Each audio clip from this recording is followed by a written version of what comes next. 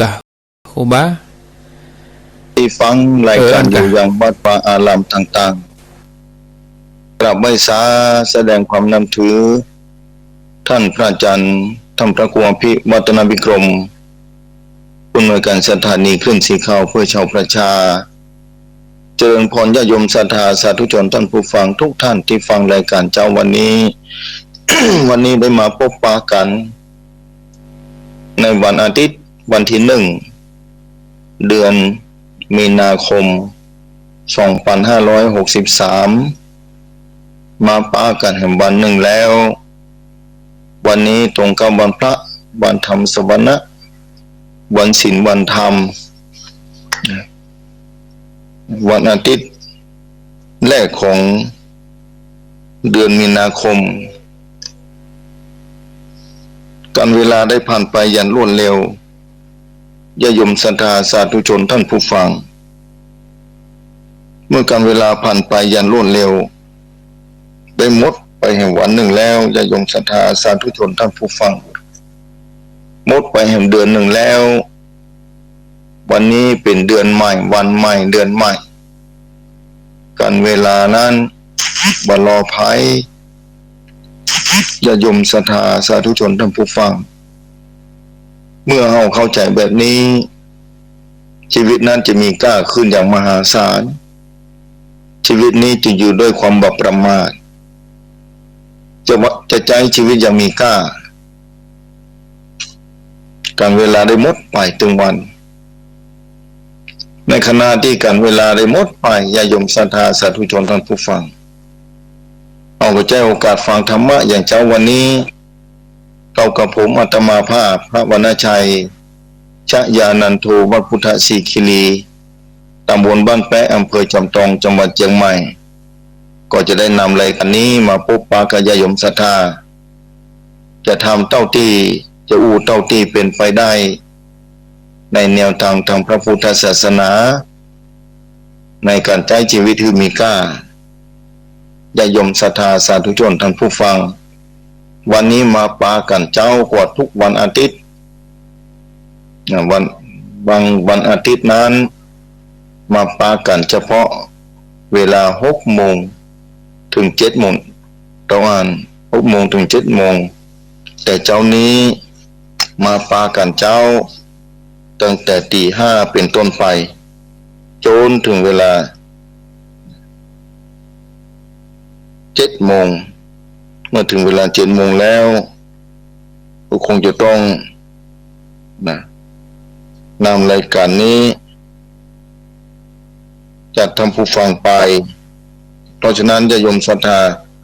สาธุชนท่านผู้ฟังต่างหลายเมื่อคนเฮานั้น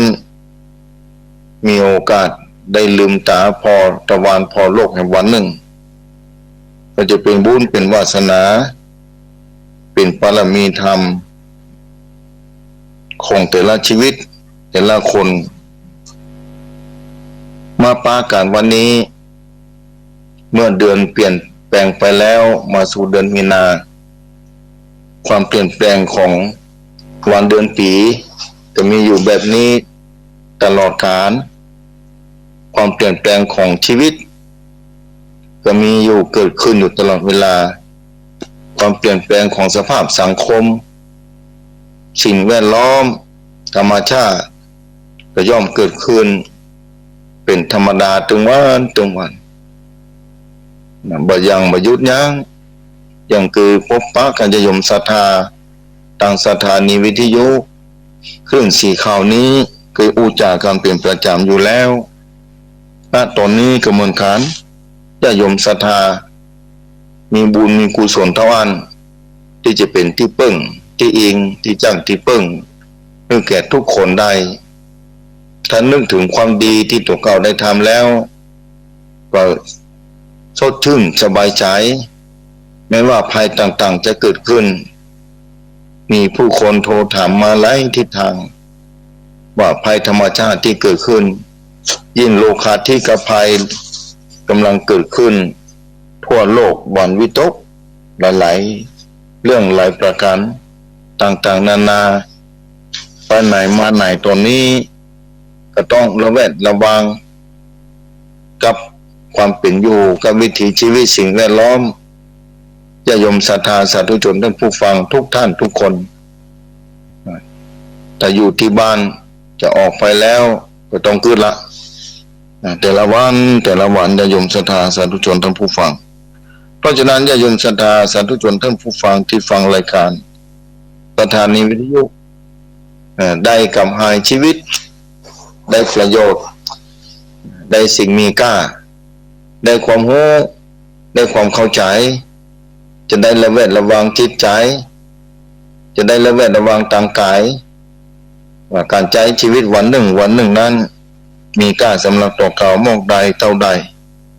ญาติโยมศรัทธาสาธุชนท่านผู้ฟังที่ฟังรายการอยู่ยิ่งถึงวันนี้ได้ข่าวคราวต่างๆเกิดขึ้นมีสารพัดอย่างสปะอย่างถึงสุขภาพแล้วก็ต้องดูแลเป็นอย่างยิ่งบางทีก็ต้องระวังความหนาวความร้อนฝนฟ้าอากาศแปรปรวนไปในขณะเดียวกันสิ่งแวดล้อมที่เกิดขึ้นตอนนี้คือโรคภัยไข้เจ็บบางคนหวั่นวิตกหลายๆประการแต่เข้าใจว่าคนที่ทำความดีแล้วคนที่ทำความดีอย่างเต็มที่คงจะบ่หวั่นไหวบอกว่าทำความดีมานักแล้วพอใจในการทำความดีสนใจในการทำความดีสนใจในการที่จะไขว่คว้าเอาสิ่งที่เป็นแกนสารของชีวิตตัวเก่ามาโดยตลอดอย่างการฟังธรรมะบอกว่าเมื่อเจ้าเมื่อค่ำนำเอาหลักธรรมคำสอนที่ครูบาอาจารย์เจ้าแต่ละตนแต่ละองค์มามาจามาเทศนาเพื่อญาติโยมศรัทธาสาธุชนท่านผู้ฟังได้ฟังเมื่อได้ฟังแล้วสามารถรู้และเข้าใจเป็นอย่างดีสามารถนำสิ่งที่รู้เหล่านั้นมาใช้กับชีวิตประจำวันเมื่อนำมาใช้แล้วก็เกิดประโยชน์กับตัวเก่าและผู้อื่นนี่ก็เป็นความรู้เป็นประทีปส่องนำทางชีวิตแบบนี้ญาติโยมศรัทธาสาธุชนท่านผู้ฟังแต่ละคนแต่ละท่านก็จะต้องดำเนินต่อไปจนกว่าชีวิตอัตสังขารร่างกายล่อยหลอมุดลงไปเตื้อน้อยยิ่งถึงวันนี้มาล่อยหลอเตื้อก็มีโรคภัยแค่เจ็บได้มาเบียนเข้ามาหาผู้คนโลกถึงวันนี้ศรัทธาบางคนก็โทรมาจะไปไหนได้อย่างใดท่านอาจารย์ประเด็นนี้โลกอันยังบอกเกิดขึ้นมานักขนาดเดี๋ยวโรคโคโรนาพ่องโรคโควิด-19ว่ะญาติโยมศรัทธาจะว่า19กับ20ก็จะได้กระจ้างเตอะขอรู้ญาติโยมศรัทธามุ่งมั่นนึกถึงความดีตัวเก่าที่ทำไว้จะเป็นประโยชน์มหาศาลจิตใจจะเบิกบานแม้สิ่งแวดล้อมละซ้ำละใสไปด้วยความต้องระแวดระวังแต่การใช้ชีวิตของเฮานั้นใช้ชีวิตโดยมีค่าสำหรับตัวเก่าและผู้อื่นอันนั้นบ่ต้องเป็นห่วงและศรัทธาเอาแบบต้องเป็นห่วงแต่แน่นอนบางทีเป็นห่วงลูกเต้าหลานเหลนนี่ความเป็นห่วงของพ่อวิแม่วิของพ่อของแม่ที่มีต่อลูกเต้าหลานเหลนและมีต่อกัลยาณมิตรเป็นห่วงซึ่งกันและกันแต่ถึงวันนี้ภัยที่เกิดขึ้นในโลกนี้บ่หยุดหย่อนเรื่องนั้นหายไปเรื่องใหม่เกิดขึ้นมาแถมภัยธรรมชาติที่หันเกิดขึ้นที่นี่เกิดขึ้นเกิดอยู่ตลอดเวลายิ่งถึงวันนี้ภัยธรรมชาติได้ปะทุขึ้นขึ้นที่ภัยธรรมชาติต่างๆได้เกิดขึ้นเพราะฉะนั้นคนที่มีบุญคนที่มีวาสนาคนที่มีความเข้าใจในการดูแลรักษาวิถีชีวิตของตัวเก่าดำเนินชีวิตไปตามศีลตามธรรม บุคคลเหล่านี้ย่อมบ่สะทกสะท้านต่อภัยต่างๆที่เกิดขึ้นเพราะบุคคลที่เข้าใจในศีลในธรรมและปฏิบัติตามคันลองของธรรมแล้วย่อมมั่นใจว่าบุญนั้นส่งผลคือได้แน่นอนบุญนั้นเป็นเพื่อนสนิทมิตรสหายที่แท้ทุกชีวิตย่อมเข้าใจเป็นอย่างดีผู้ที่ดำเนินชีวิตไปตามศีลตามธรรมฟังน้ำธรรมคำสอนของครูบาอาจารย์เจ้าเรียนจากหนังสือหนังหาตำลุกตำลามาพิจารณาข้อธรรมข้ออาร์ตข้อธรรมในชีวิตประจำวันแล้วย่อมอยู่ได้สบายภัยเกิดขึ้นจะได้ก็ตามเพราะความพร้อมในการนึกถึงความตายมาโดยตลอดว่าชีวิตบ่เที่ยงชีวิตต้องพบปะบ่วันใดก็วันหนึ่ง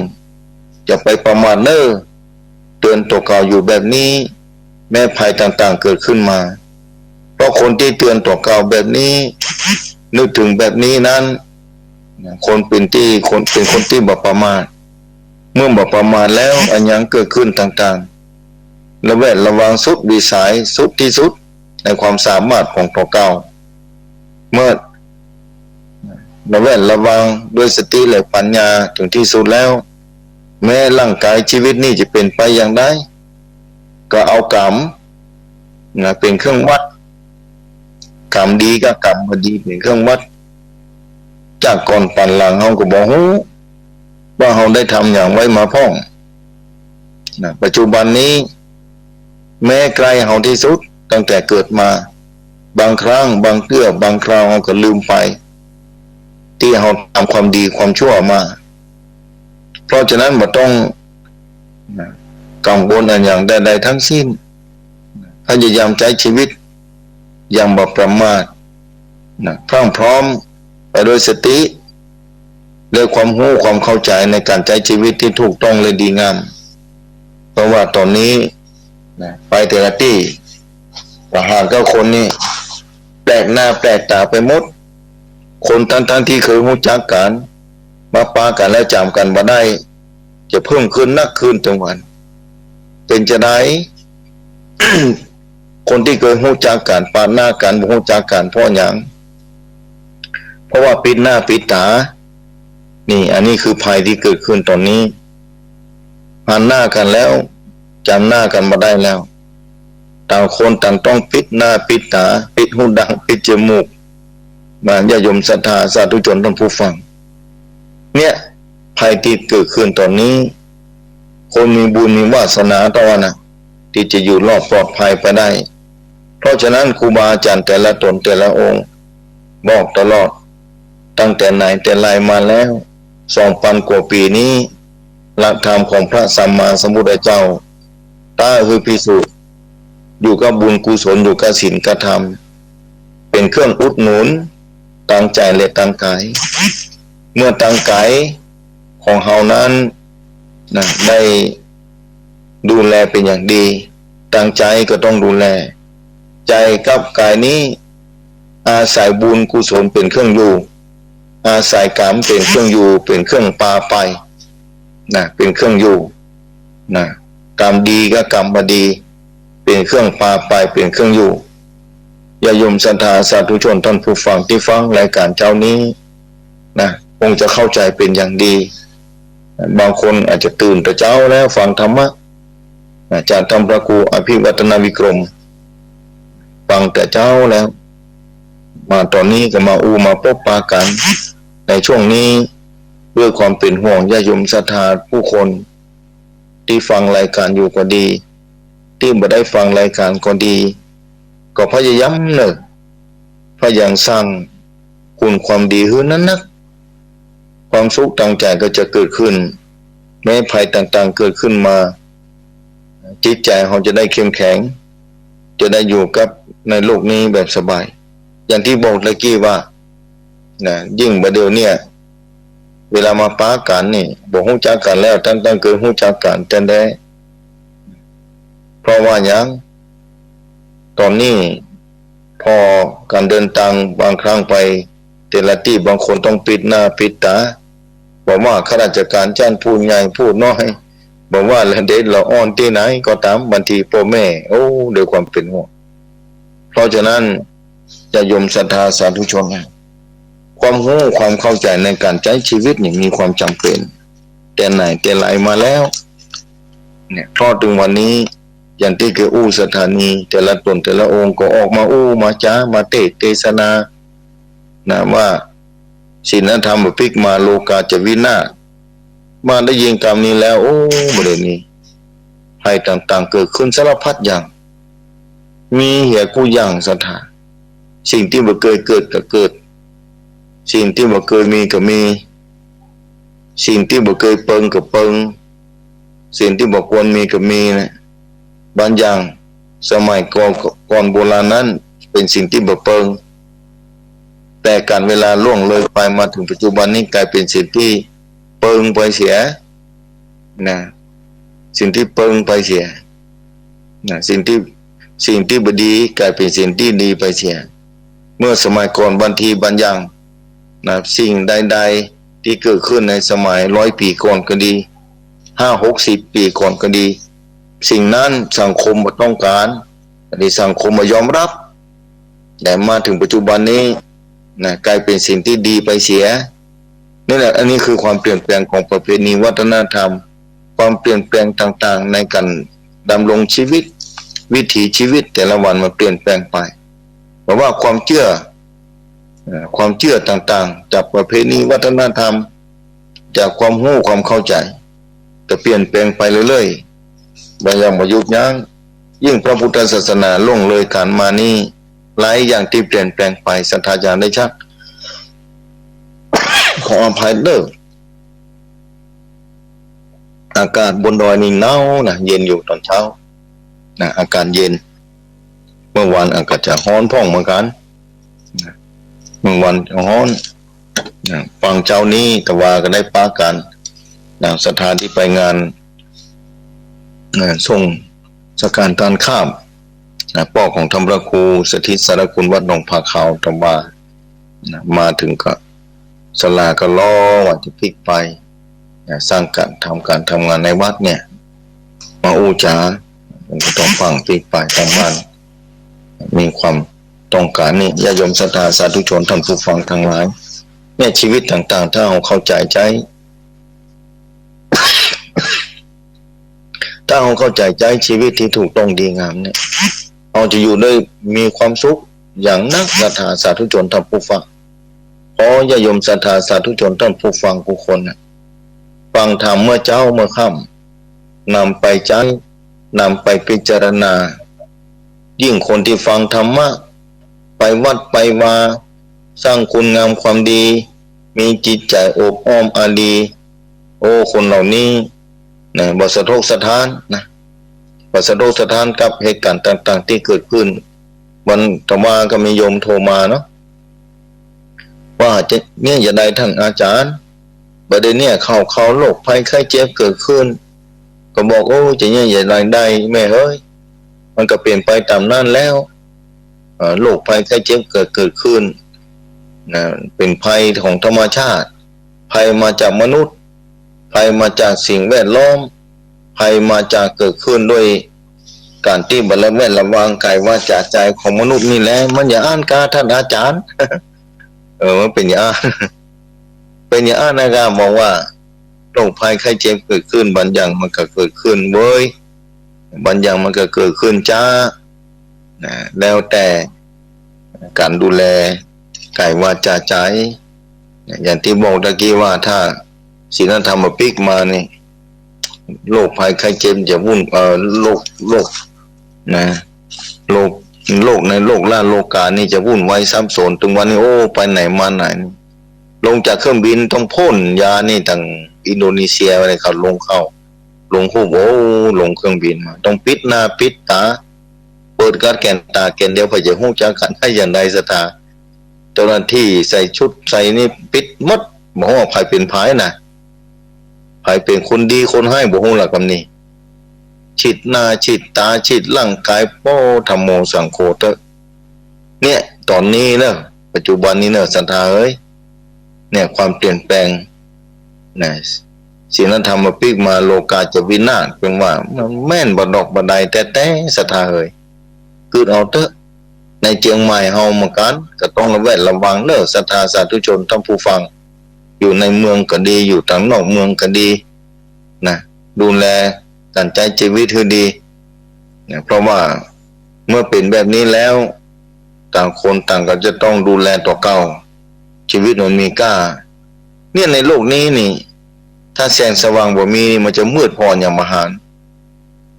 แสงสว่างภายในจิตใจก็เหมือนกันนะเมื่อแสงสว่างภายในจิตใจมันล่อยหล่อลงไปเนี่ย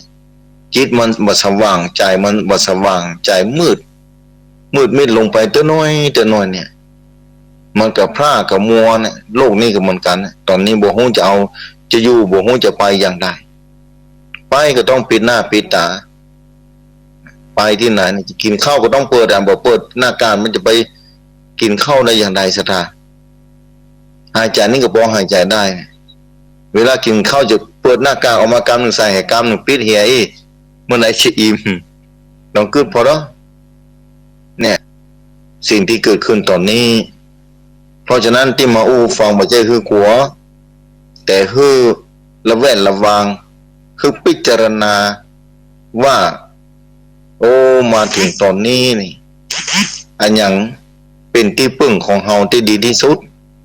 มีละกะที่พึ่งที่ดีที่สุดที่พึ่งชีวิตนี้ที่มีค่าที่สุดอยู่ที่ไหนที่พึ่งที่ดีที่สุดคืออันยังที่พึ่งที่ตั้งชาตินี้และชาติต่อไปชาตินี้และชาติต่อไปที่พึ่งที่ดีที่สุดคืออันยังภายบ่ประมาทในชีวิตนี้ภายมีแสงสว่างภายในใจนั่นคือความรู้ความเข้าใจที่ถูกต้องและดีงามนักเท่าใดชีวิตมีค่าเท่าอันความกังวลต่างๆน้อยลงไปได้เท่าอันเพราะหูแล้วว่าโอ้ชีวิตนี้มีค่าใจมากี่สิบปีแล้วเหลือนักน้อยเท่าใดมีค่านักคืนเท่าอัน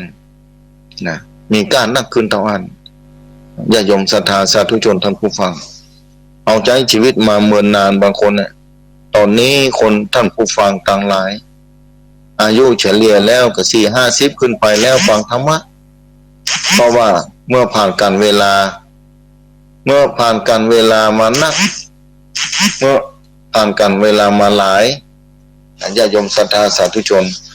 ย่อมมีประสบการณ์ในการใช้ชีวิตตึงร้อนตึงหนาวตึงเย็นตึงสุขตึงทุกข์ปะปนกันไปแล้วความคิดความอ่านก็จะเกิดขึ้นนะยิ่งคนที่ได้ไปฟังธรรมะไปปฏิบัติธรรมไปวัดไปวานำเอาหลักธรรมความรู้ความเข้าใจมาใจกับชีวิตอันนั้นคือแสงสว่างอันนั้นคือความรู้อันนั้นคือความแจ้งความมืดน้อยความแจ้งกันนักการใจชีวิตก็ปลอดภัยขึ้นนักบ่ต้องระแวดระวังอย่างนักถ้าแสงสว่างมันเพียงพอนะญาติโยมศรัทธาสาธุชนท่านผู้ฟังเพราะฉะนั้นพระพุทธศาสนาในบุญญาเขตพระรัตนตรัยนี้ไผ่พ่องได้เข้าใกล้ไผ่พ่องได้มาสัมผัสไผ่พ่องได้มาศรัทธาต่อพระรัตนตรัยบุคคลนั้นมีค่ากับตัวเก่าและผู้อื่นบุคคลนั้นเป็นผู้ดีโชคดี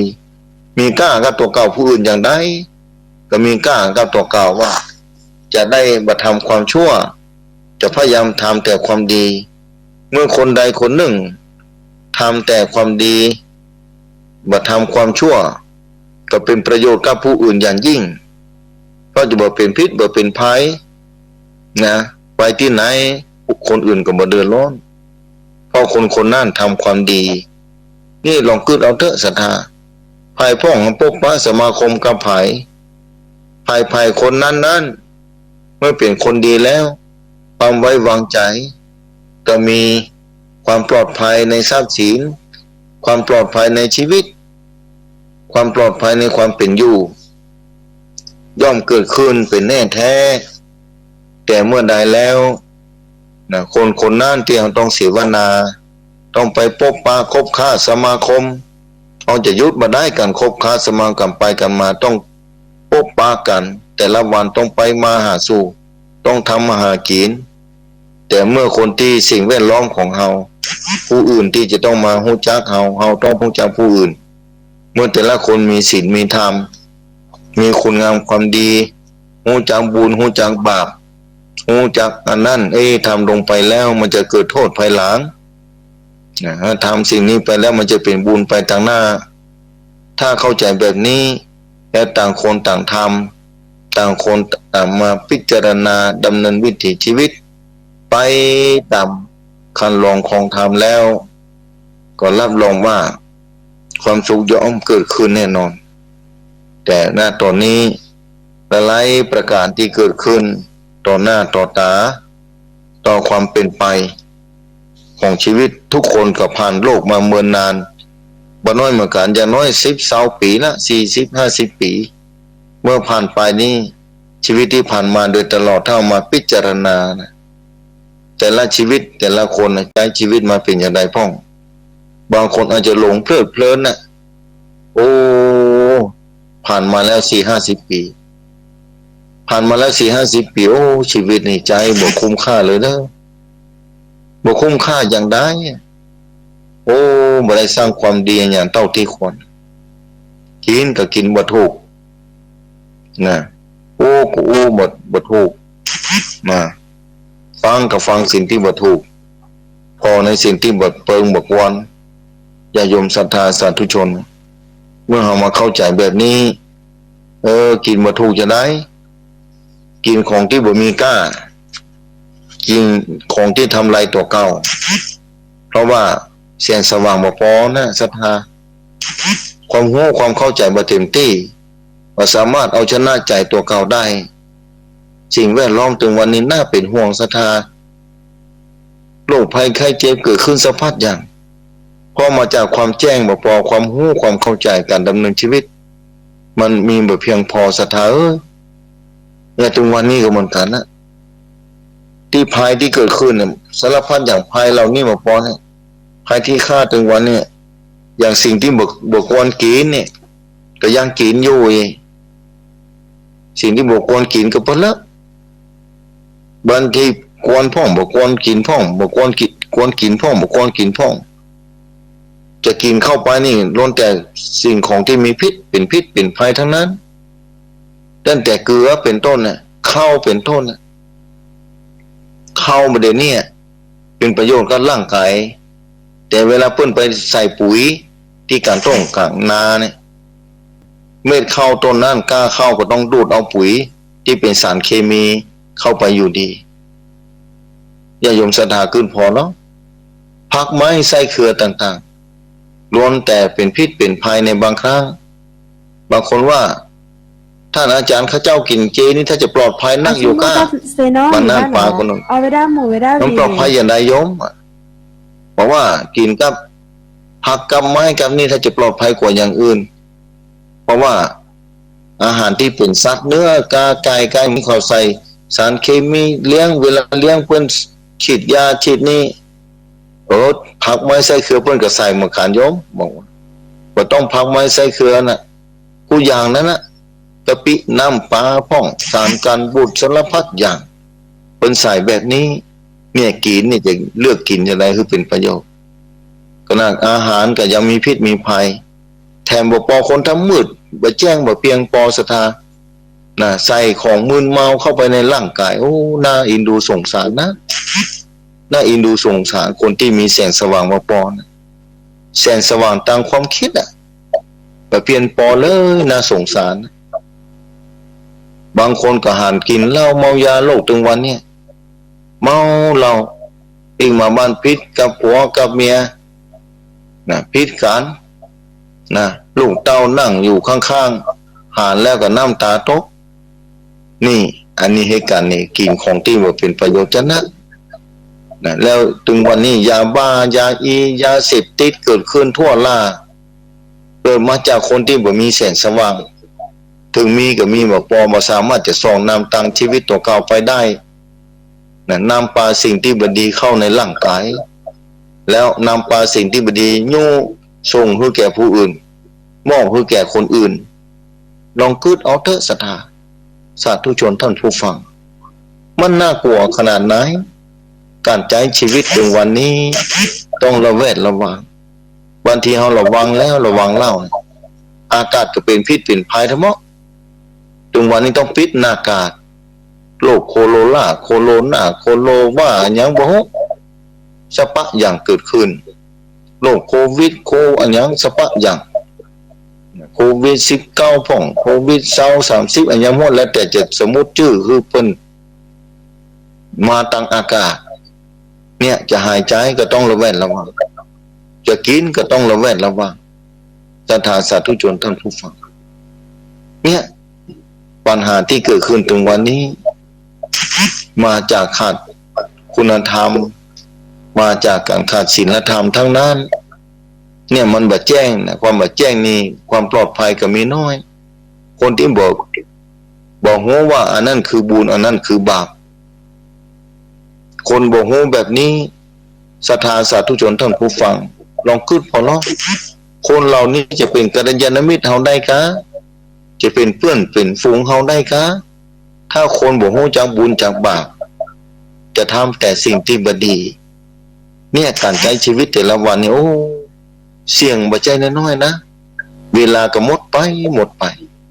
เวลาเหลือน้อยลงไปเท่าใดต้องใช้ชีวิตให้มีการนักต่ออัน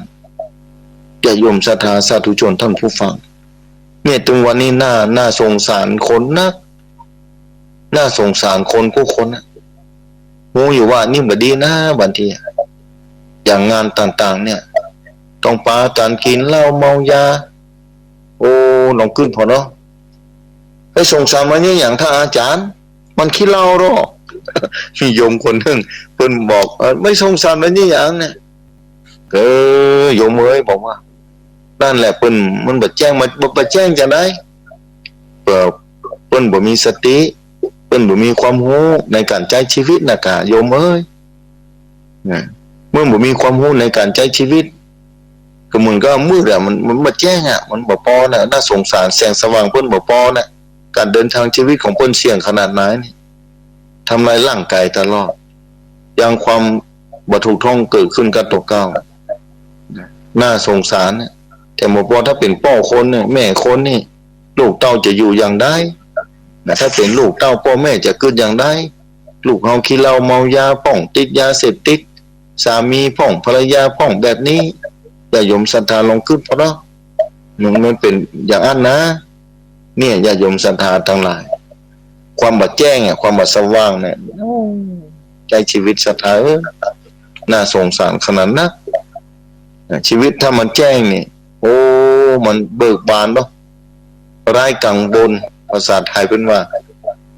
ให้ความคล่องใจให้กังวลให้สงสัยเป็นว่าเวลาเราเดินไปทางหน้านี่ถ้าเมื่อค่ำเมื่อคืนเรามีไฟฉายมีสปอตไลท์ส่องนำทางนี่ปุถุเอากระหันคนที่บ่มีไฟกับคนที่มีไฟมันจะต่างกันซะทั้งรถยนต์เหมือนกันไปเมื่อคืนนะลองไฟมันดับเนี่ยต้องยุติการเดินทางเมื่อคืนทันทีเพราะไฟมือหมีไปบ่ได้ถึงจะขับไปด้วยความเสี่ยงก็อันตรายเกิดขึ้นเป็นแน่แท้ชีวิตของคนเฮาเหมือนกันศรัทธาถ้าบ่มีความรู้บ่มีความเข้าใจในการดำเนินชีวิตที่ถูกต้องดีงามตามศีลตามธรรมแล้วมันจะเสี่ยงมองได้ศรัทธาเฮาก็หันกับตาได้ยินกับหูทุกวันว่าโอ้คนนั้นคิดเมาเหล้าผ่องผิดศีลผิดธรรมถึงวันนี้เนี่ยพอเป็นอย่างนั้นแล้วสังคมก็ยอมรับเพราะฉะนั้นผู้คนก็จะค่อยๆมืดไปเมื่อมืดลงไปเตอน้อยเนี่ยทุกชีวิตก็วุ่นวายแล้วอย่างถึงวันนี้หันก่อนสิ่งที่ดีกลายเป็นบ่ดีไปเสียในบางครั้งสิ่งที่บ่ดีกลายเป็นสิ่งที่ดีไปเสียกลายเป็นสิ่งที่ยอมรับในสังคมไปเสียกลายเป็นประเพณีวัฒนธรรมไปเสียประเพณีวัฒนธรรมฮิตฮวยแต่เก่าก่อนโบราณแต่ไทยมีดีไปแล้วที่ควรรักษาไว้ก็ปล่อยปะละเลยลืมไปหายไปกับกันเวลาน่าเสียดาย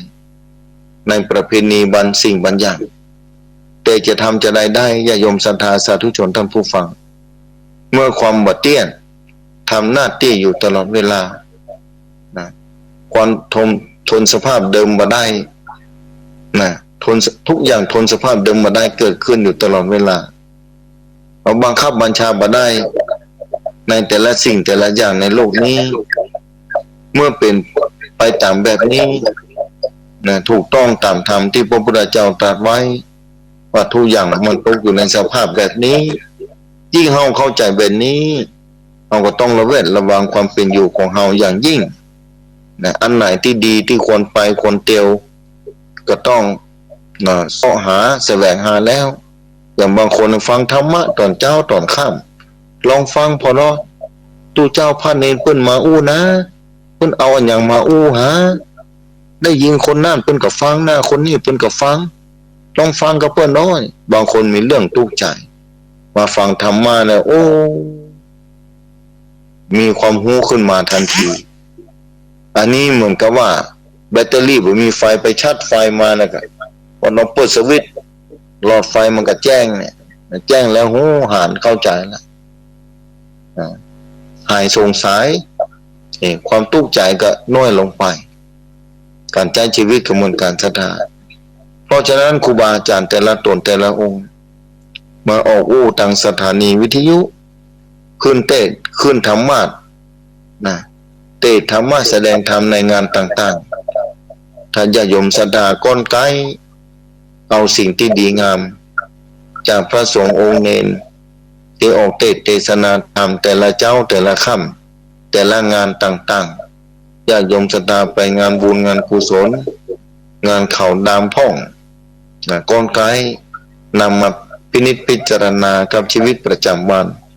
ญาติโยมศรัทธาจะได้สิ่งที่ดีงามที่มีค่าเก็บไว้กับชีวิตนี้เพราะบุญกุศลนี้จะติดตามเราไปทุกภพทุกชาติยิ่งความรู้ในพระพุทธศาสนาการฟังธรรมะการสวดมนต์นี่บทสวดแต่ละบทศรัทธาสาธุชนทั้งผู้ฟังบทสวดแต่ละบทนี้เป็นภาษาบาลีทั้งนั้นมีศรัทธามาถามท่านอาจารย์บทสวดเนี่ยมีกับภาษาบาลีทั้งนั้นเมื่อเฮาบ่ฮู้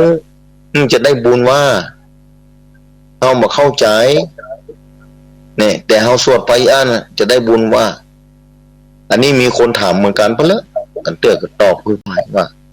เมื่อเฮาบ่ฮู้เฮาสวดมนต์ไปภาษาบาลีเหล่านั้นเป็นภาษาบาลีที่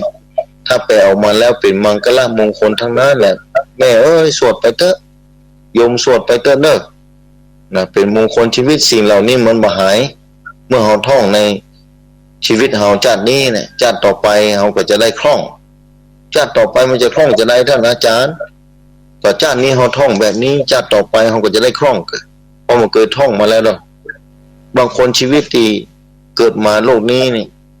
มันมีความสามารถบางคนก็อ่านหนังสือบ่ออกบางคนก็บอกโหจะศีลจะทำเลยอู้จะได้ก็ตึงบ่ฟังคนบอกจะได้ก็ตึงบ่เชื่อเนี่ยจะได้ก็ตึงบ่ฟังเพราะว่าของเก่าเพิ่นบ่มีนะน่าสงสารนะบ่ได้ปลูกเชื้อไว้เนี่ยบ่ได้ฝังเชื้อไว้เชื้อบุญเชื้อกุศลเชื้อความรู้เชื้อความเข้าใจเชื้อสิ่งที่ดีงามในหลายๆชาติก่อนพูนถ้าบ่ได้ปลูกไว้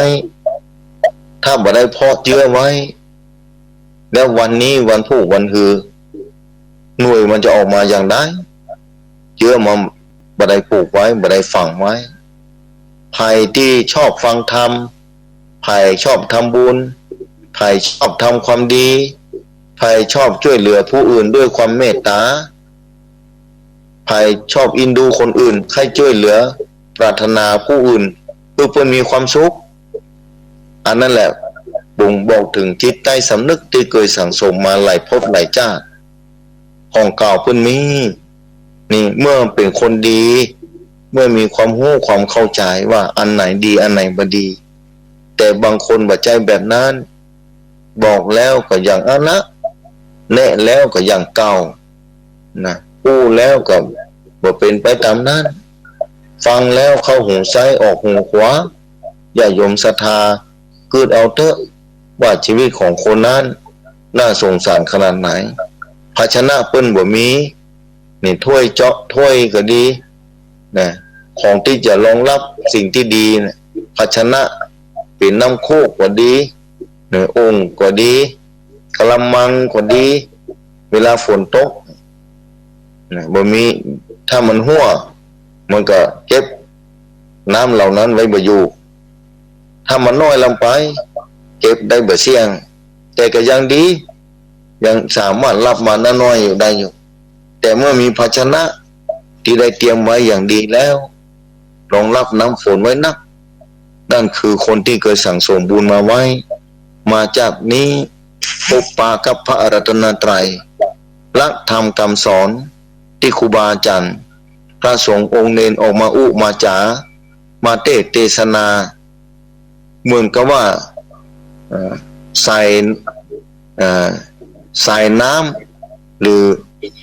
น้ำพระธรรมคำสอนของพระสัมมาสัมพุทธเจ้า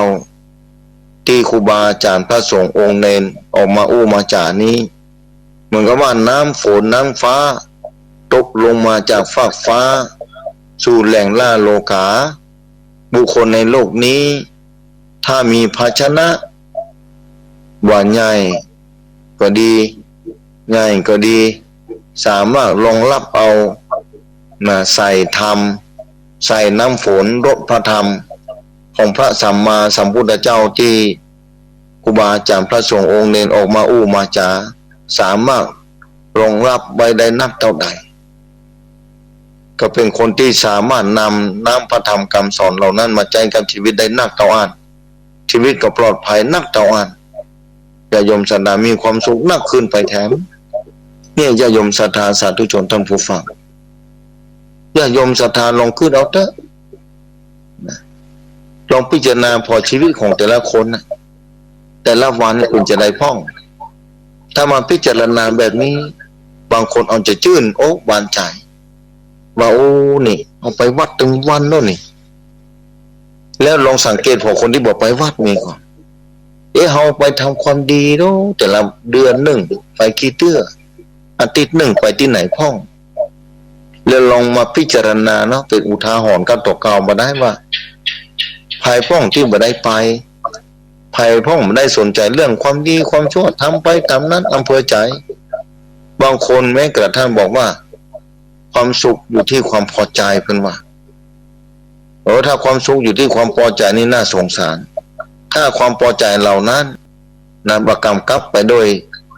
เนี่ยความรู้ความเข้าใจที่แท้ความพอใจเหล่านั้นบ่กำหนดกฎเกณฑ์ด้วยศีลธรรมความพอใจนั้นอาจจะเกิดขึ้นครับตัวเก่าอาจจะเกิดความสุขเกิดขึ้นมากับตัวเก่าแต่อาจจะเกิดทุกข์กับคนอื่นได้บางเตื้อเรามีความสุขแต่คนอื่นก็มีความทุกข์อันนี้เป็นสิ่งที่บ่ดีแท้เถอะเป็นความสุขที่บ่ปลอมๆเป็นความสุขที่บ่อมตะที่ยั่งยืนอย่างความสุขที่ประกอบไปด้วยกามที่บ่ดีญาติโยมศรัทธาสาธุชนท่านผู้ฟังการใช้ชีวิตนี้มีความจำเป็นอย่างยิ่งสำหรับแสงธรรมเพราะฉะนั้นคนใดที่เคยสั่งสมบุญมานักสั่งสมไปเรื่อยๆขึ้นชื่อว่าบุญนั้นส่งผลมาให้คนที่ได้กระทำไว้ดีแล้วคือเกิดความสุขคือมีความทุกข์น้อยมีความสุขนักคือมีความสะดวกคือมีความสบายคือมีความปลอดภัยสูงความบกพร่องตัวนี่ก็จะเหลือน้อยมีความคล่องตัวเกิดขึ้นนักพอเถอะชีวิตประจำวันของเฮาที่ผ่านมาแต่ละชีวิตเหมือนกันที่ไหนบ้านในหมู่บ้านเดียวกัน100 กว่าหลังคา50-60 หลังคา100 หลังคาแต่ละครอบครัวนี่ต่างกันอย่างสิ้นเชิงบางทีคนละหน้ามือปิดหลังมือนะคนนั้นบางทีพบปะกับความทุกข์ยากลำบากบางคนก็สะดวกสบายแต่เนิ่นไปก็สะดวกมาก็สะดวกบางคนจะไปแต่ละเดือนก็ทุกข์ยากลำบากเนี่ยด้วยเหตุปัจจัยเพราะฉะนั้นจะไปท้อเลยบ่ต้องน้อยอกหมองใจ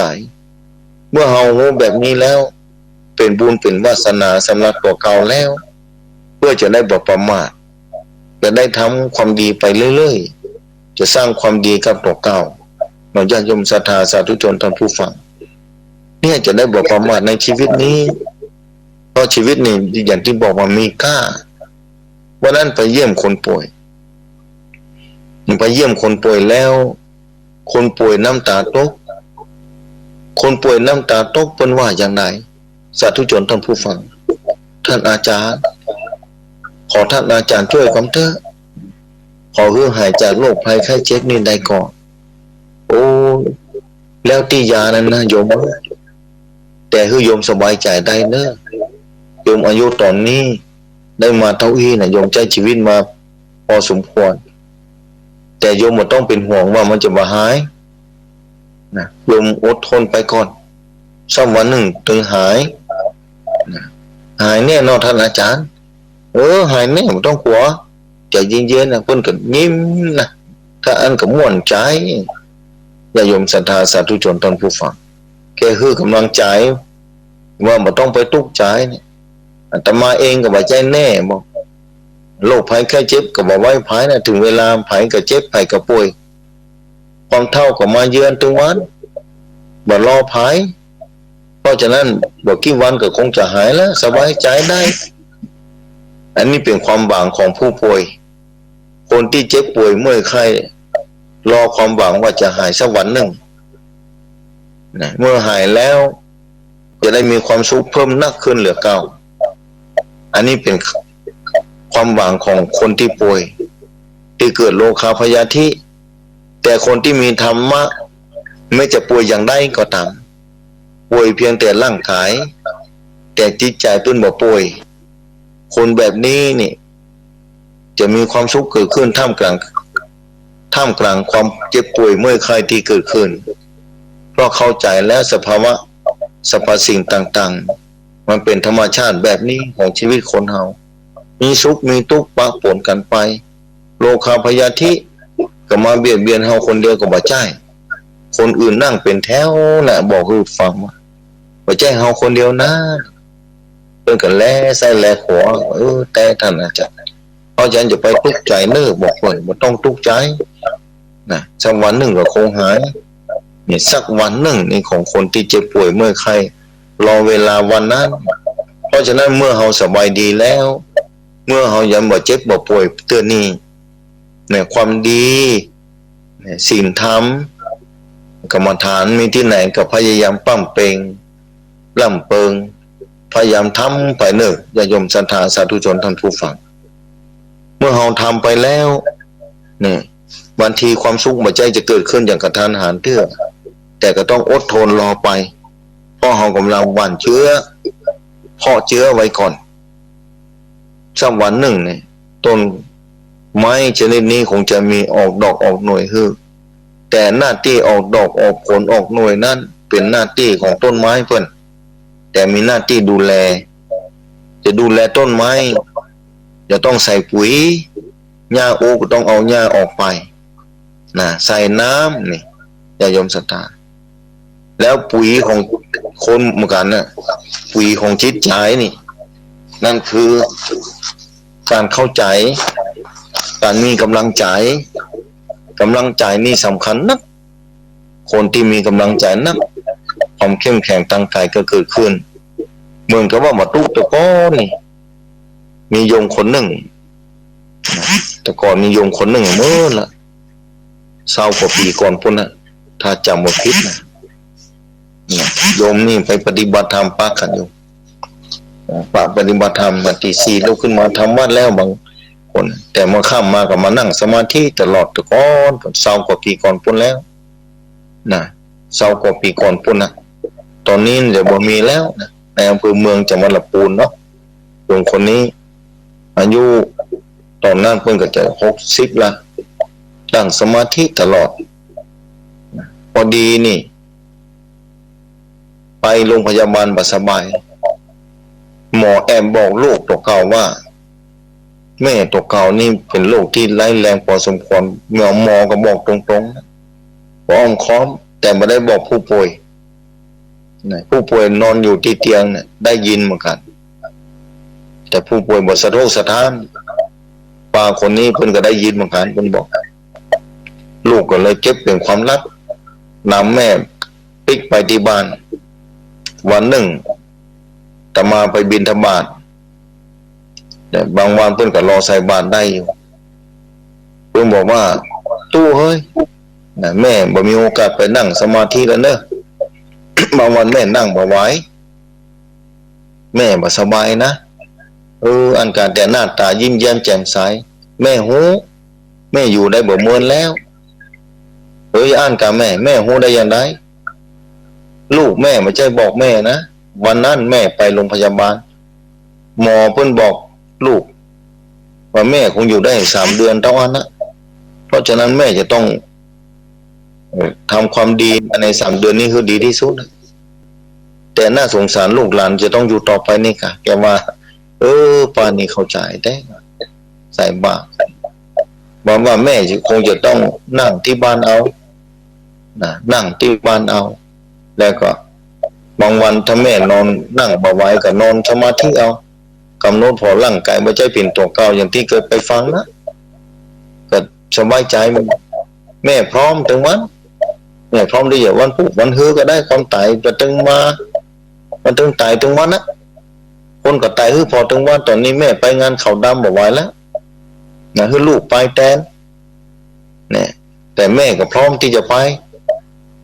นี่คือความพร้อมของจิตใจความพร้อมของทุกสิ่งในสรรพสิ่งที่เกิดขึ้นกับตัวเก่าเนี่ยโอ้อยู่ได้ยินอยู่ลูกบอกลูกเต้าไม่ใช่บอกแม่นะมาได้ยินได้ฟังดีแล้วแม่นี่ไม่ใช่ธรรมดาเนอะมีสติมีปัญญาเนอะมีความแบบประมาทในชีวิตเนอะแม่นี่สุดยอดเนอะมีความพร้อมแม่หูถึงความตายจะมาถึงบัดได้สะทกสะท้านต่อความตายที่จะมาถึงยังไหว้พระสวดมนต์ปกตินั่งสมาธิปกติอยู่เป็นที่น่าชื่นชมอนุโมทนาอาตมาผ่านมาได้20 ปีคนผ่านมาได้หลายปีมานึกถึงแม่คนนี้ตอนนี้แม่คนนี้นี่ได้เสียชีวิตลงไปแล้วเหลือกับภาพที่นึกถึงตอนนั้นว่าแม่ก็ฮู้แล้วท่านตู้คนพอตู้แม่ฮู้แล้วลูกมาข้ามไม่ใช่มาข้ามบอกแม่นะเดินด้วยรอยยิ้มทันที่ความตายจะมาถึงแต่ปรากฏว่าเพิ่นอยู่ได้แค่ปีปลายเกือบ2 ปีนะลูกทั้งหลายเพิ่นก็แปลกใจหมอบอกว่าเหลือ3 เดือนแม่ก็บอกเหลือ3 เดือนนะแต่ที่จริงแล้วเพิ่นอยู่ได้มาปีเกือบ2 ปีด้วยจิตใจที่เข้มแข็งด้วยความสะทกสะท้านด้วยบุญกุศลที่ไหว้พระสวดมนต์เป็นประจำโดยการนั่งสมาธิของเพิ่นโดยการพิจารณาร่างกายว่าบ่เที่ยงพิจารณาว่าวันหนึ่งจะต้องตาย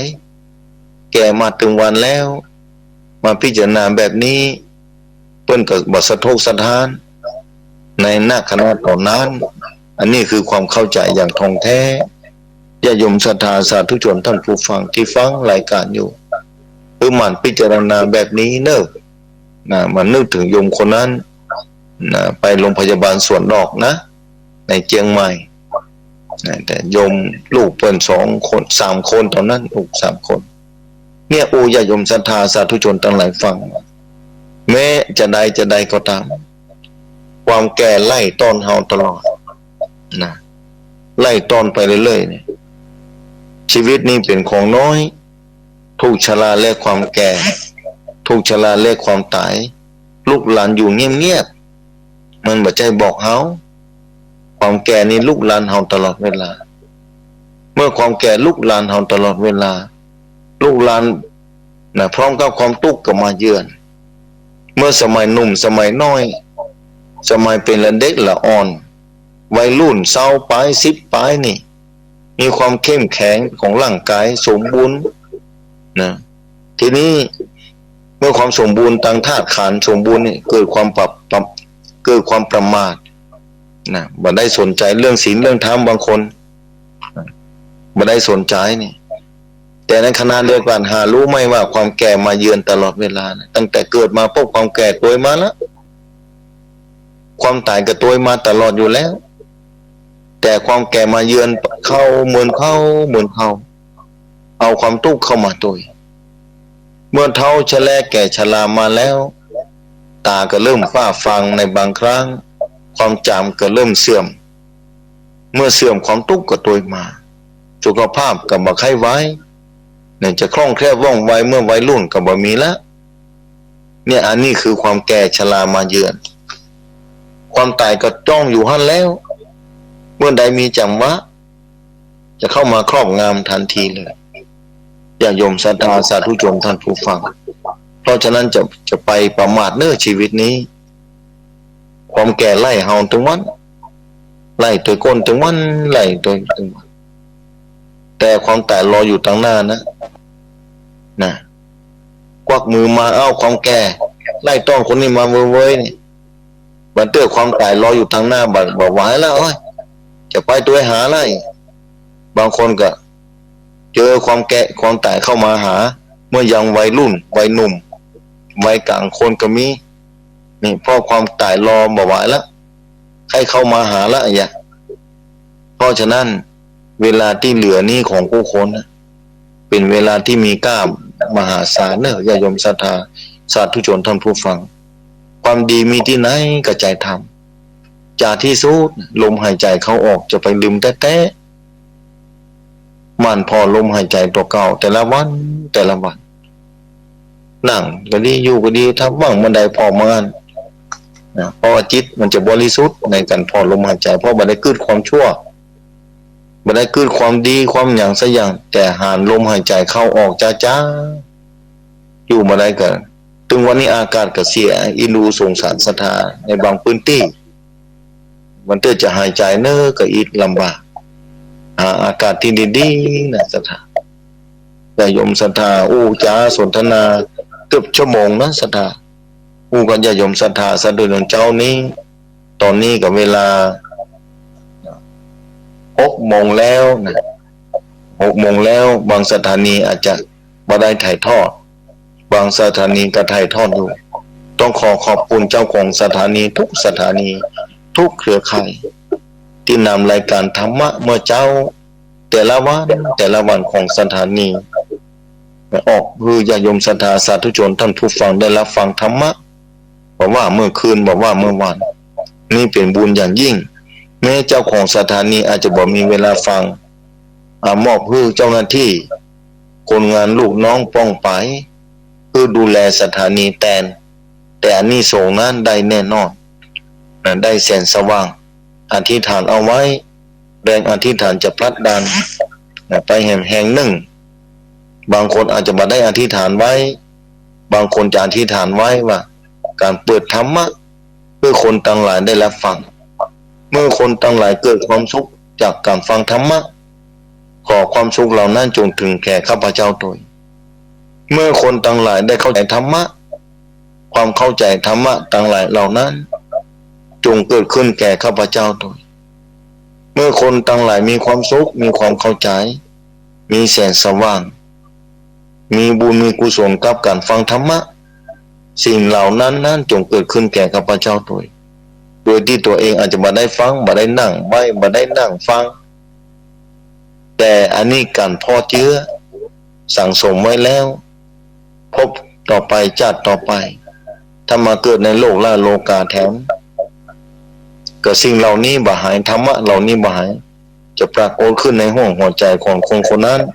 ในทันทีทันใดถ้าได้เกิดมาในโลกนี้มีโลกนี้ตะวันนะ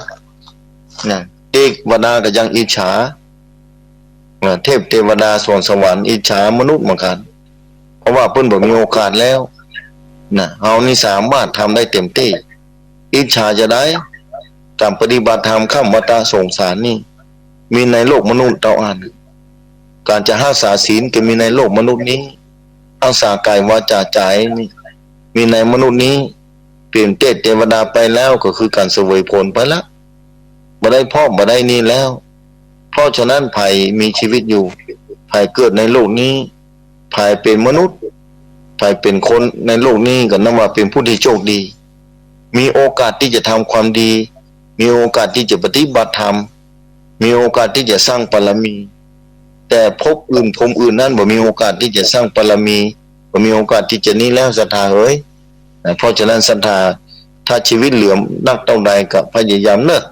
นะทำความดีแท้ๆสร้างความดีแท้ๆแต่บางคนอาจกำลังจะเปิดฟังว่ากูเจ้าเนี่ยวันอาทิตย์นี้ธรรมะจานยอดดอยมาออกอากาศ6 โมงเป็นต้นไปแต่เจ้านี่มาเจ้าท่านพระครูอภิวัฒนวิกรมนะบอกมาตั้งแต่ตะวันละวันผูกมาเจ้าตี 5เนอะเต็มที่เนอะท่านอาจารย์นะเต็มที่เนอะกันญาโยมศรัทธาอันเนี้ยเจ้านี่ก็ได้มาตั้งแต่เจ้าละมาถึงตอนนี้ญาโยมศรัทธาคงจะฟังกันมาเรื่อยๆกันญาโยมศรัทธาเพราะฉะนั้นท่านญาโยมศรัทธาสาธุชนท่านผู้ฟังใครถามนะอันอย่างต่างๆบางทีแต่ความรู้ก็มีบรรณักแต่พอรู้พอแก้ไขก็จะแก้ไขวิถีชีวิตประจำวันบางทีจากญาโยมศรัทธาก็เข้าใจอินดูสงสารทุกคนอินดูตัวเก่าคืออินดูคนอื่นคืออินดูเหมือนกันว่าทุกคนจะต้องดำเนินไปท่ามกลางวัฏสงสารนี้วัฏสงสารนี้เนี่ยต้องเวียนว่ายแต่เกิดถ้าวัฏสงสารนี้รวมถึงสวรรค์6 จานพรหม20 จานเดินสถานนรกเปรตอสุรกายสัตว์เดรัจฉานอบายภูมิทั้ง4มนุษย์31ภพภูมินี้เวียนว่ายแต่เกิดแต่31จุดนี้มีที่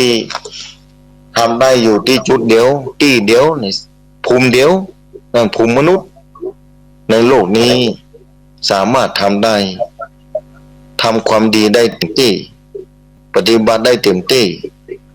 แต่สำหรับภพอื่นภูมิอื่นแล้วไม่สามารถที่จะทำได้แล้วเพราะฉะนั้นที่บอกว่าเทวดาอิจฉามนุษย์เพราะว่ามนุษย์มีโอกาสทำได้เต็มที่บางคนก็บ่ทำหลงละเลงประมาทในชีวิตนี้ยังบ่แก่เตื้อเราคือแก่ก่อนจะไปวัดเราคือมันเท่าก่อนบางทีบ่ตานเท่าสักคำบ่ตานถึงแก่แต่สักคำต้องจากโลกนี้ไปก่อนอันนี้คือความประมาทญาโยมศรัทธาสาธุชนท่านผู้ฟังจะเช็คคลื่นสักหน่อยว่าที่ไหนพ่อฟังอยู่สัก 4-5 สายแล้วมาธรรมะกันต่อว่ามนุษย์นี่มีค่ามหาศาลญาโยมศรัทธาอาจจะเปิดสายคือญาโยมศรัทธาโทรเข้ามาถ่ายเริ่มฟังมาเจ้านี่กำลังฟังเปิดประเดี๋ยวนี้บ่ได้เนอะก็เปิดแต่กี้นี่นะบางคนอาจจะฟังตั้งแต่ตี 5มาแล้วนะถ้าฟังตั้งแต่ตี 5มาก็บอกมาถ้าฟังตั้งแต่ตะกี้นี่บ่ได้ก็เดี๋ยวจะธรรมะต่อไปแถมนะญาโยมศรัทธาสาธุชนท่านผู้ฟังต้องโทรเข้ามาเนอะนะโทรเข้ามาที่08926249999ญาโยมศรัทธาที่ฟังเป็นประจำอาจจะจำได้เบอร์โทรศัพท์นี้08926249999นะฟังตั้งแต่เจ้าแล้วนะพอเปิดปุ๊บก็โทรเข้ามาแล้วเจริญพร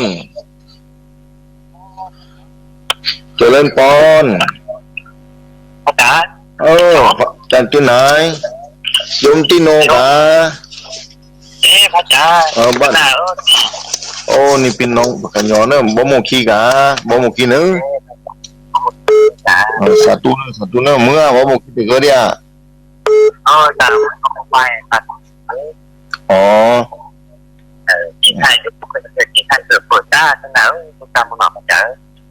มือซาม่วนใจมือซาเนาะนี่บ่โมขี้เนาะคือพัดแก้วพระอาจารย์เนาะพัดแก้วเนาะอย่างนี้เนาะมันก็น่าขึ้นเราขึ้นไหนขึ้นแม่แจ่มว่าแม่แจ่มนึงคือนี่คือนั่นเด้อคือ163สาธุเนาะถูกแล้วพระอาจารย์ถูกเจริญพรใส่ต่อไป08926249999เจริญพรไว้สายเจ้าเจริญพรเนอะนี่อันนี้รีบมาโทษนะเจ้าไม่รีบมาโทษกะ เลยเท่าแท้เจ้า อ๋อขอโทษ ก็เนี่ยเราเดียวเด้อ อ๋อโอชูมาเนี่ย เป็นที่เพิ่มการใจดีของเราเนาะ ขึ้นตั้งใจ คนไหน เนาะ คนไหนก็แน่รายการเอาลูกซีน้องมาก่อนนะแต่ทุกคนพวกตรงเลยอะไรที่ด้วยพวกตรงเลยแหละ สาธุสาธุ อาจารย์นิโควิจารณ์ไหนจะเป็นแน่ข้อตีอย่างนั้นแหละแต่จะดูเนี่ยเราดีป่ะ อ๋อ อาจารย์นิโครู้วัดระยะ วั นี้ ดวัดจันทร์วัดจันทร์วัดจันทร์ เอาวัดจ๋าวัดจ๋า วัดจันท ดู ร์ เนี่ยเราดีอ๋อ สาธุ ดู สาธุ เนี่ยที่บอกนะเขาดูเนี่ยแหละก็ อ๋อ จะพูดเราแม่นาบอกเราพูดชาลุ้นโอ้ในครับพอเต้าเนี่ยดูเนี่ยเจ๊จะด้วยคือตัวเราก็โทรเราก็อ่านเลยขณะที่ทำมาเราแม่เนี่ย สาธุสา ดู ธุ เนี่ยเราดีอ๋อ สาธุอ๋อโอชู ที่ มา พูดเกินใจดีเนอร์กำลังใจเจ้าเจ้าไม่ฝากเจ้า สาธุเอาใส่ต่อไปเข้ามาเลย0892624999เอาเจริญปอน ข้าพเจ้าเจ้าสัมปาจารย์เจ้า เอาจากที่ไหนฮะ แม่คำนวณจะสอนน้องตาลเจ้า ให้คำนวณฟังแต่เจ้าละกะ โอ้แม่ฟังตั้งแต่ปี3แล้วเจ้า โอ้ลูกเจ้านะแม่เนาะ เจ้าลูกเจ้าตึงวานเจ้าฟังตึงวานจุจงโจพวกเจ้า อยู่ดีมีสุขนะแม่เนอะ เจ้าสัจเจนนี่นะเจ้า ชัดเจนดีเนาะอยู่ดีมีสุขเนอะ เจ้าสาธุเจ้ากราบไหว้ศาลเจ้า เอาใส่ต่อไป เจริญปอน เจ้ากราบไหว้ศาลเจ้าแม่จ๋า เอาแม่บัวเขียวกะ เจ้า บัวเขียวอัมพุลี เจ้าฟังตัวเจ้าเนี่ยแห่งหมูละ เจ้า อ๋อทำกับเจ้าแล้วเนาะ โอ้ เจ้า ทำไมนะแม่เนอะ เจ้ากราบไหว้ศาลเจ้าสำหรับใจเด้อ สาธุเนอะแม่อนุโมทนา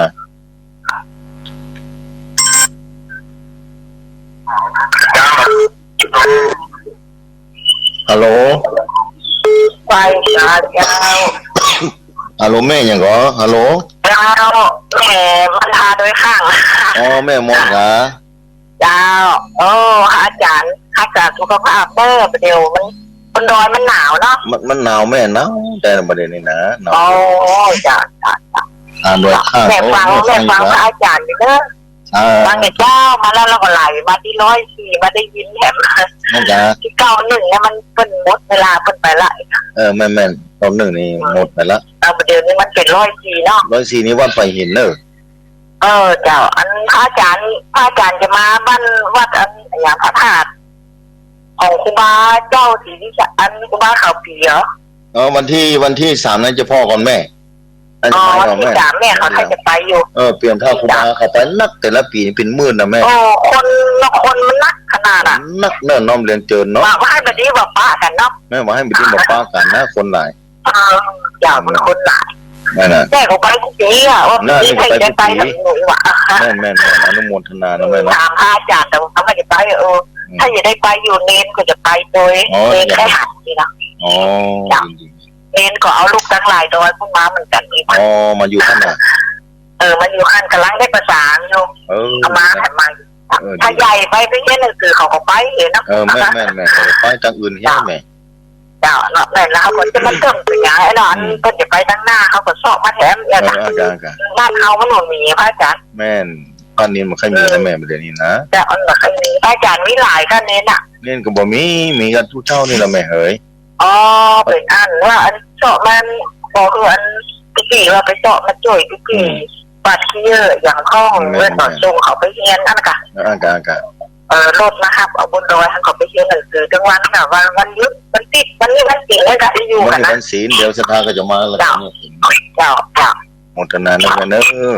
เจ้าแม่คือกำลังใจพระอาจารย์เนอะไหว้เจ้า เอาใส่ต่อไปเจริญปอน เจ้าไหว้พระเจ้าทานฟังอยู่ในเจ้าจากตัวแทนเป็นกระเป๋าเด้อเจ้า ป้าดากะ เจ้าท่าน อยู่ดีมีสุขเนอะโอ้เวียงเป่าดังไปถึงฝุ่นน้องประเด็นนี้แหละ เจ้าถึง7 โมงเจ้าท่าน 7 โมงเนาะสาธุเนอะ เจ้าสาธุเจ้าท่าน สาธุ กับลือ ลือไป ประดาตีเวียงป่าเป้าเปิ่นปังติดตามประจำเนาะอนุโมทนาอย่างยิ่งเลยเอาใส่ต่อไปเจริญพร เจ้าพระเจ้าอาจารย์ โอ้อันนี้แม่ซ้อนกะ เจ้าฟังได้ไม่3 โมงแล้วเจ้าก ะแม่ซ้อนแม่วางนาทรายเนาะ เจ้า อำเภอลี พ่อนายแจ่มกิจมาแกพนามเนี่ย พานามนี่ไปกู้ปีแม่ เจ้าให้บอกมากำมูเนาะ โอ้คนนักแม่บ่เด้อบ่ได้ปลากันเนาะแม่เนาะ เจ้า คนหลายแต่เนิ่นน่ะไปกู้ปี แม่กับไม่สาอาจารย์เลย สาธุสาธุ เจ้าไม่สาเจ้า เอาสาธุ08089262499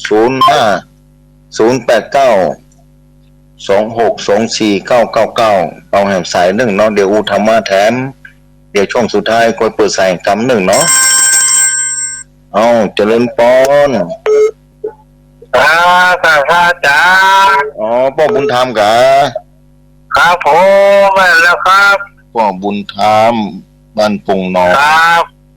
ครับ อยู่ดีมีสุขเนอ ครับผมมีกลางขันอยู่เนอะ ฟังแต่เจ้าละกะพ่อ ครับแต่เจ้าแล้วครับ อยู่ดีมีสุขนะพ่อเนอ ครับผมกาวิสาครับท่าน สาเนอ ครับ สาธุเราใส่เข้ามาเรื่อยๆเดี๋ยวขออันนี้ก่อนเนอะขอปิดสายไว้นะเข้ามานะสาย1เนอะเอาเจริญพร เจ้าบริษัทเจ้าท่าน เอาจากที่ไหนก็แม่ นี่จากนี้จากไม่เคยจับ อ๋อแม่เธอกับแม่อย่างเขานี่ ไม่ถูกพอจับ อ๋อแม่สมพรเคยโทรมาแต่ก่อนเธอเลยเนี่ย เจ้าจับ จำได้แม่สมพรอยู่ ความ แม่ ถู เธ ก อ จับเจ้าจับ อ๋อแม่เธอลี จับ แม่ฟังเราเมื่อคืนฟังว่าเมื่อคืนฟังว่าแม่ เมื่อคืนกับฟังทั้งวันเมื่อคืนจับเมาใจขนาดนี้เนาะ อัน เพ กะ ราะว่าเหมือนเลือดไปไหนเลยจับ อ๋อ ก็จบ ตั้งไว้ให้เลยเนาะแม่เนาะตั้งไว้เลยเนาะ เจ้าจับ แม่ฟังคลื่นไหนแม่ ขึ้นของอำเภอลี พระธาตุ5 ดวงอะค่ะ อ๋อจำประธาน5 ดวงชุมชนอำเภอลีเนาะอนุโมทนาแม่เนอ เจ้าเพื่อกำลังใจท่านนะเจ้า สาธุสาธุ เจ้า ญาติโยมศรัทธาสาธุชนท่านผู้ฟังอีก่อนเนอสถานรับสายที่อีก่อนเนาะขออภัยเนอถ้าสายเข้ามาต้องขออภัยโดยบึ๊ดจะเปิดเรื่องแห่งกำ1ใน7-8สายด้วยกันญาติโยมศรัทธาเดี๋ยวก็โทรมาเนาะขออภัยเนอที่โทรมาก็บ่ได้รับสายแล้ว เดี๋ยวจะปูธรรมะต่อช่วงที่2ตั้งแต่6 โมงเป็นต้นไปบางคนก็มาเปิดตั้งแต่6 โมงเป็นต้นไปขออภัยเนอะที่โทรเข้ามานี้รอโทรเข้ามาให้กำ1เนาะศรัทธาที่โทรเข้ามานี่บ่ได้รับสายคือโทรเข้ามาให้กำ1สักกำ1เดี๋ยวจะอู้ธรรมะก่อนวันนี้เป็นวันธรรมสวรรค์วันศีลวันธรรมญาติโยมศรัทธาสาธุชนท่านผู้ฟัง บางคนก็เตรียมดอกไม้ธูปเทียนแล้วบางคนก็เตรียมข้าวน้ำโภชนาอาหารไปทำบุญใส่บาตรไหว้พระสมาทานศีลทำบุญใส่บาตรหับศีลหับปอนเนาะศรัทธาอันนี้คือการสั่งสมบุญบารมี แต่ละวันจะมีคือเฮาวันพระวันศีลมีคือเฮาได้มีโอกาสได้สร้างบารมี ได้สั่งสมคุณความดีนี่ครับตัวเก่าวันศีลนี่เดือน1มี4 วันเท่านั้นศรัทธาถ้าคนที่เข้าใจคนที่รู้ว่าชีวิตเนี่ยบางคนต้องทำมาหากินเนี่ยถึงวันตั้งแต่เช้าถึงค่ำแต่จะบ่มีเวลาได้พักได้ยั้งแต่แบ่งเวลาคือกับตัวเก่านั่นคือการสั่งสมบุญการสั่งสมบารมีไว้วันศีลวันธรรมเมื่อมาถึงเอากระปากันไปวัดไปวาอย่างน้อยก็ได้เอาข้าวดอกไม้ไปใส่ขันแก้วทั้ง3ไปไหว้พระได้สมาทานศีลได้ทำบุญใส่บาตรสมาทานศีลนี้ที่จริงเนี่ยศีลนี้อยู่ที่กายวาจาใจเฮานี่แหละบ่ได้อยู่ที่ตู้เจ้าพระเนรนะพ่อแม่ญาติโยมศรัทธาสาธุชนทั้งหลาย เอาจะต้องมาดูแลรักษาไม่ใช่ฮือกันอย่างข้าวหนุ่มข้าวต้มว่าไปขอขนมข้าวต้มไปขออย่างจากตู้เจ้าพระเนนแล้วตู้เจ้าพระเนนทั้งหลายเอาของมาฮือแล้วมาเก็บไว้ไม่ใช่แบบนั้น ไม่ใช่แบบนั้นเนอะแต่การไปสมาทานศีลที่วัดเนี่ยเป็นเครื่องตอกย้ำนะเป็นการตอกย้ำคือมันแน่นขึ้นมาบางทีเอามาจะละหลวมวันนี้ไปตั้งสัจจะขึ้นมาแถมไปอธิษฐานเข้ามาแถมอาทิตย์ละ1 ครั้งขึ้น8 ค่ำแฮม8 ค่ำนะเดือนดับเดือนเปงเพื่อระลึกเพื่อมีสติที่จะรักษากายวาจาใจนี้เพื่อดียิ่งขึ้นไป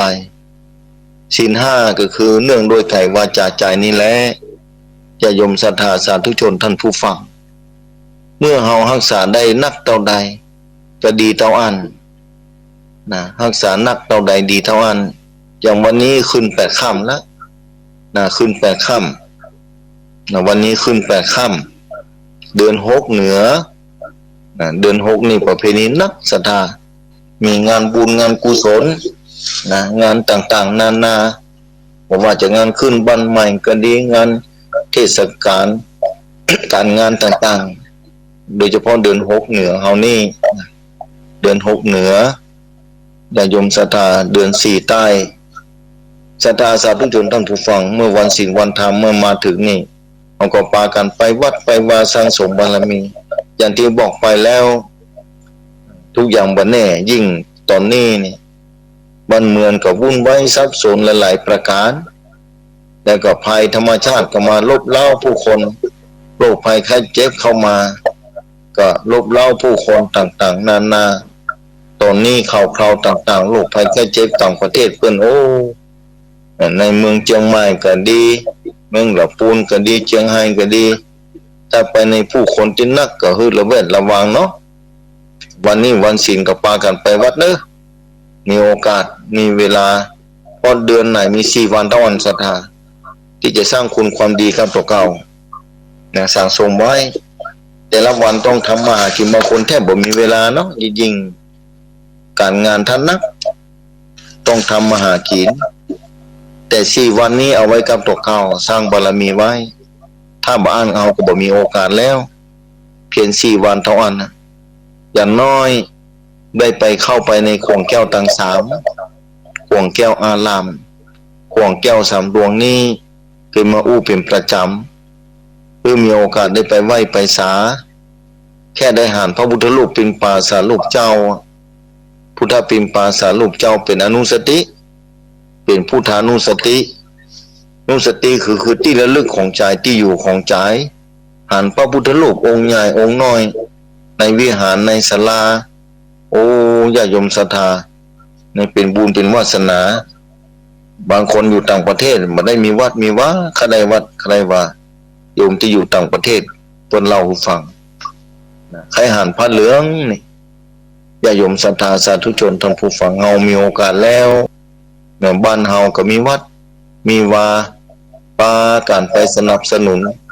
ปาการไปค้ำจูจุตกะพุทธศาสนานี้ยั่งยืนต่อไปตาหน้าสืบทอดลูกเต้าหลานเหลนวัดใดถ้าบ่มีตู้เจ้ามีพระสงฆ์องค์เนนจะเป็นวัดห้าง เอาไว้ปี2 ปีแบบนี้แต่ที่ไหนถ้ามีวัดเมื่อมีวัดแล้วมีพระสงฆ์องค์ข้าเจ้าเอาไปหันผ้าเหลืองนี่มันจุ่มใจบานใจเราศรัทธาอาตมาเมื่อการมาเทีย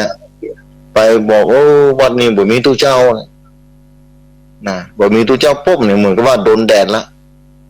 โดนแดดจ่ายนี่มันโดนแดดแต่ตะวันส่อง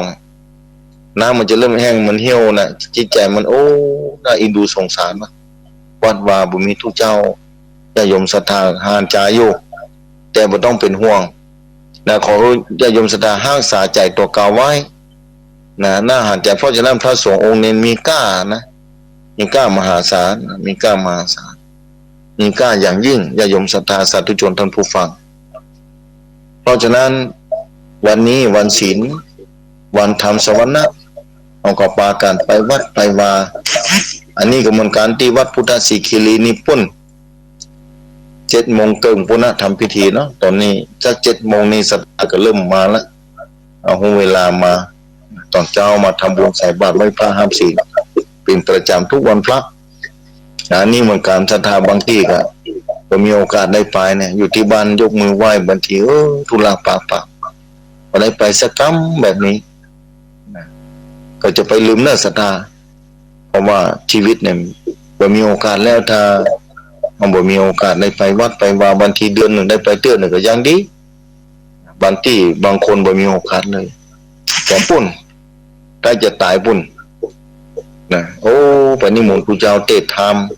วันนั้นน่าสงสารขนาดนั้นตมาไปหานะโอ้นี่คนนี้เคยหู้จักโลกคนนี้เคยหารคนนี้เคยป้า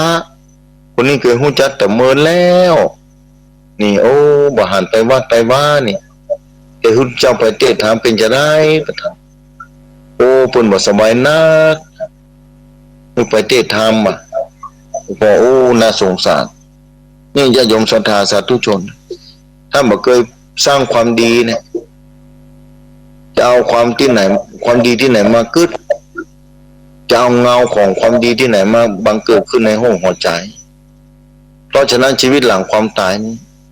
เป็นชีวิตที่บ่มีที่พึ่งแล้วนอกจากบุญกุศลเท่านั้น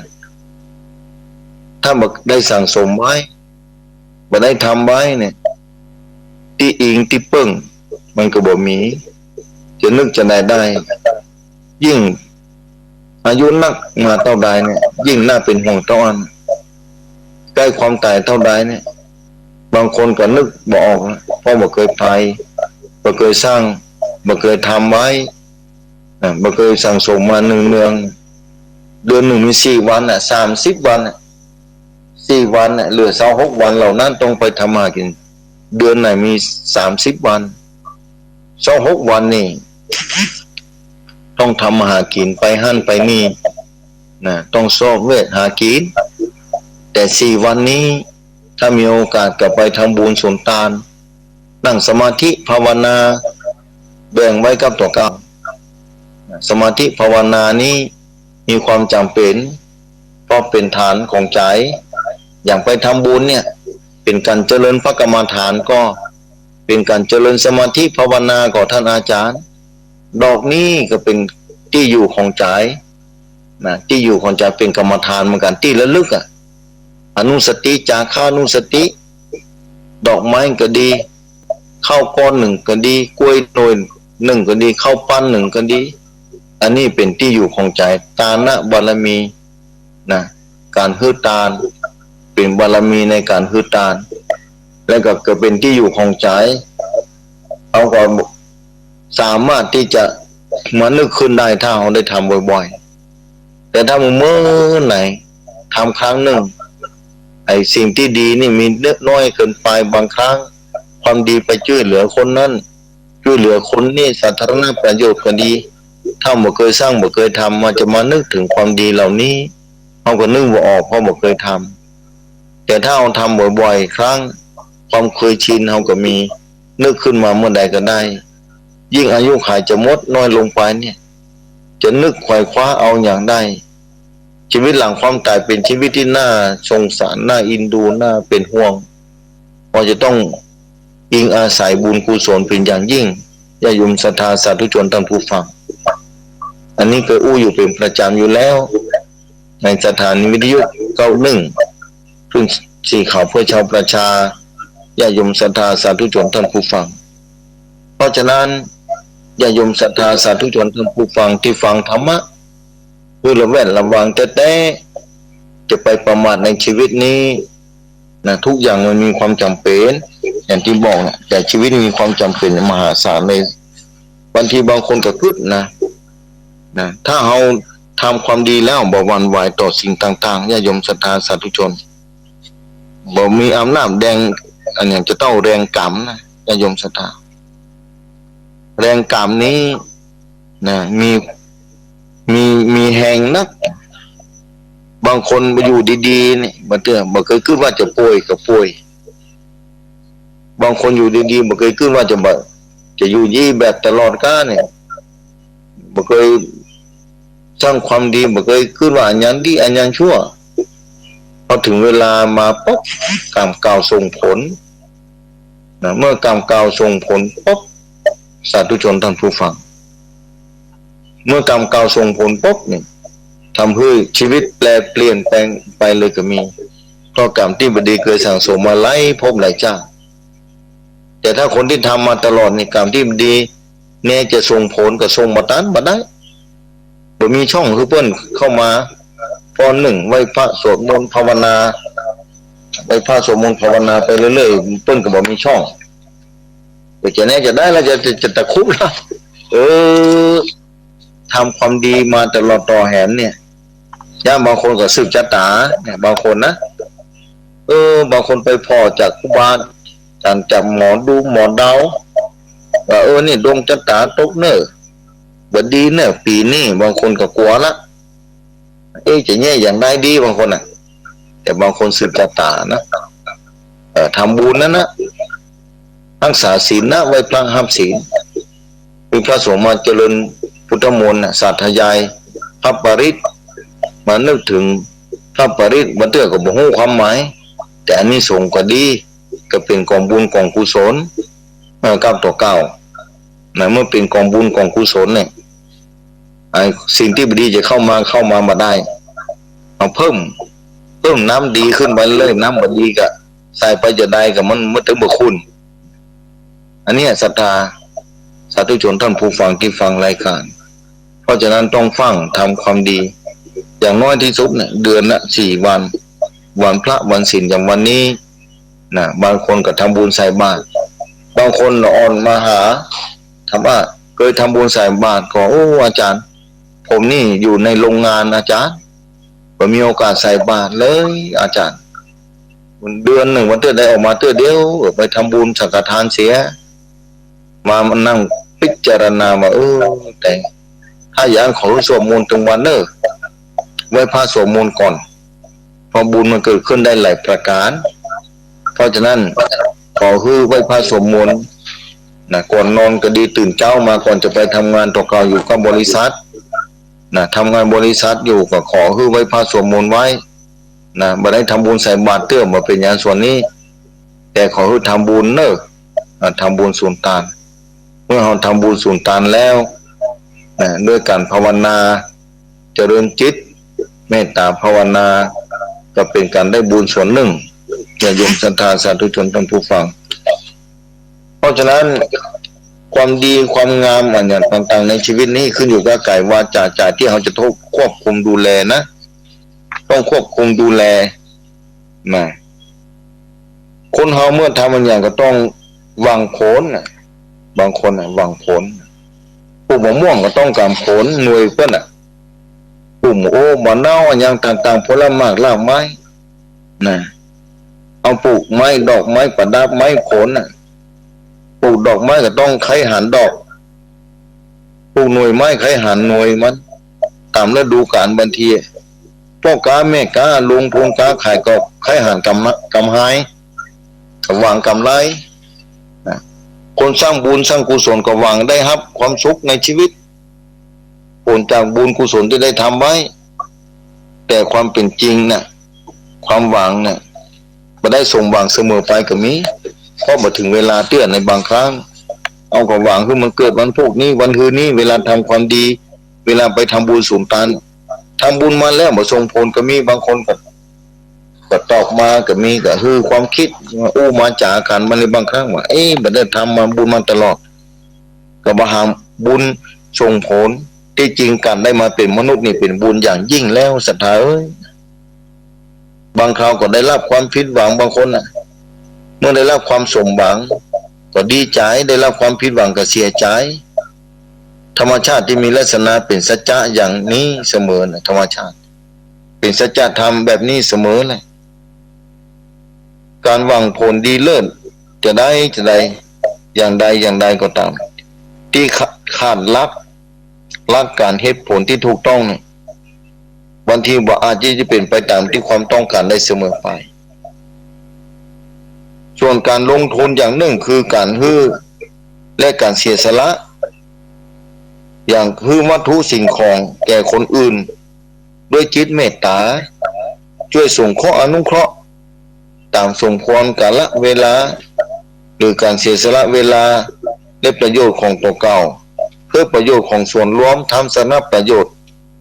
นะคุณนั่นบอกก่อศาลาแปลงถนนสร้างโรงเรียนสร้างโรงพยาบาลอย่างต่างๆนี่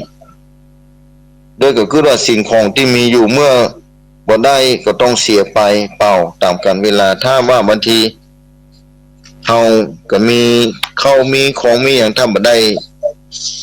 บริจาคบ่ได้ทำบุญมันก็เสียเวลากันเวลาบางเวลาที่มาถึงถ้าบ่ทำประโยชน์ให้เกิดขึ้นเวลาก็ว่างเปล่าไปบ่ได้เวลาก็มีค่าคนที่น่าสงสารคนน่าสงสารบางคนก็ขาดที่ปึ้ง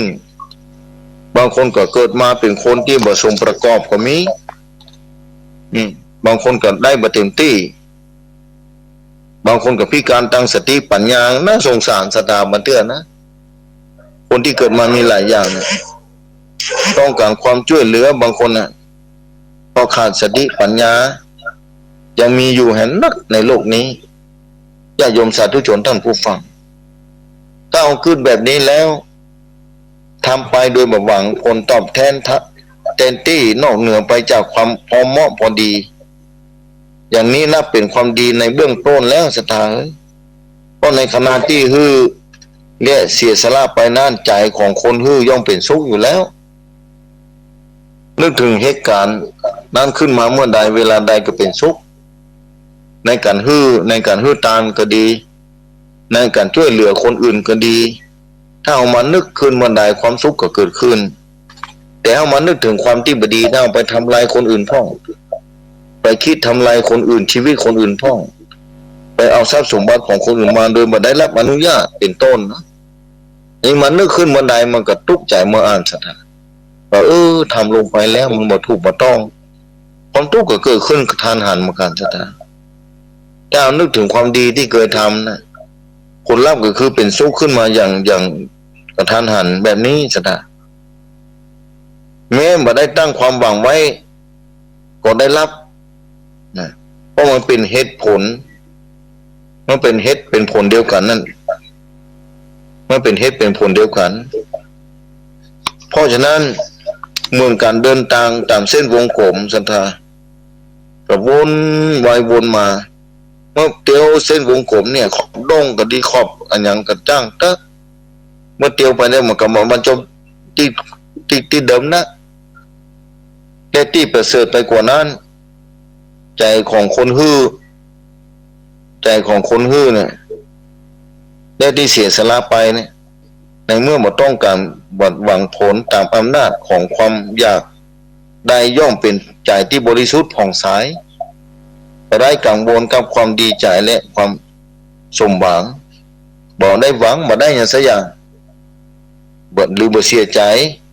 ในความผิดหวังความบริสุทธิ์ความผ่องใสเมื่อใจบริสุทธิ์ผ่องใสใจก็บ่เศร้าหมองจนนับว่าการกระทำนั้นถูกต้องดีงามแล้วญาโยมศรัทธาพบกับญาโยมศรัทธามาถึงเวลาเมื่อตั้งแต่ตี 5มาแล้วญาโยมศรัทธาสาธุชนท่านผู้ฟังที่ใดก็ตามตอนนี้ญาโยมศรัทธากำลัง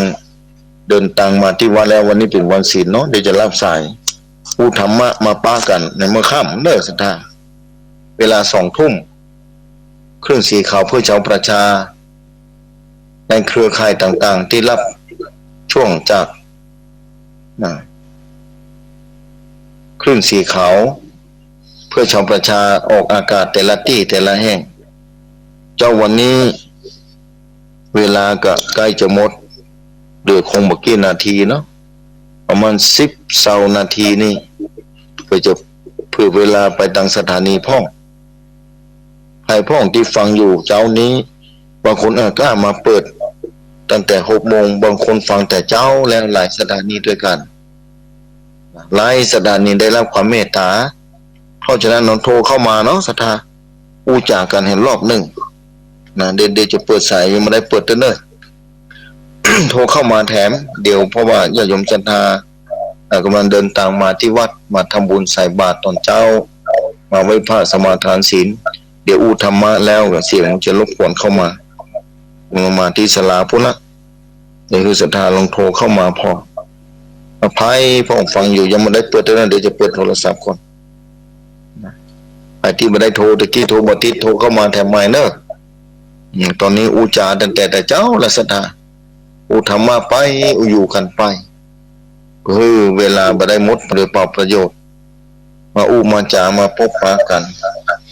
ตัวสันมาออกจ้าเด็กคนเนอร์ศรัทธาเนอนะภายที่ฟังอยู่ที่บ้านนะหลายพื้นที่ตอนนี้นะหลายพื้นที่จังหวัดน่านบอกว่าเจ้านี้ไปถึงก็จะปอดประเสริฐกานะคนนั้นประเสริฐนะถ้าว่ามีโอกาสก็น้อมเรียนเชิญเนอตัวเข้ามาเดี๋ยวก็ได้เจอเอาในคลื่นออกกำลังมาเนี่ยมาแล้วกำลังเข้ามาแล้วเอาไผ่พงเนอเอาเจริญปอนนักการนักการเจ้าที่ไหนก็แม่แจมบ้านตัวเรียเจ้าบ้านตองเฮือฟังอยู่กับแม่ชื่ออย่างแม่ชื่อสุมาลีเจ้าแม่สุมาลีกะเจ้าจะมาที่ฉันผู้นี้ชัดเจนในเจ้าเรื่องกันแม่เจ้าเจนดีเนาะแม่เนาะ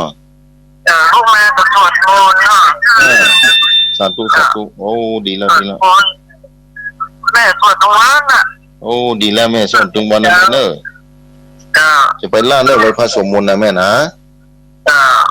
อยู่ดีมีสุขจะดำเนินการก่อนอาจารย์แคบสมบูรณ์นะเจ้าสาธุเนอะอยู่ดีมีสุขเนอะกำลังใจด้วยเจ้าสาธุอันนี้ตั้งแม่แจ่มนี่ได้รับความเมตตาจากหลวงพ่อทำพระครูมงคลวิสิทธิ์เจ้าคณะอำเภอแม่แจ่มอันนี้ฟังทางสถานีมูลเสียงธรรมเนาะ08926249999น้อมเรียนเชิญเนอเดี๋ยวเจ้าไผ่โทรมาบัติดก็น้อมเรียนเชิญโทรเข้ามาได้เอาเจริญปอนมาสักกันเจ้า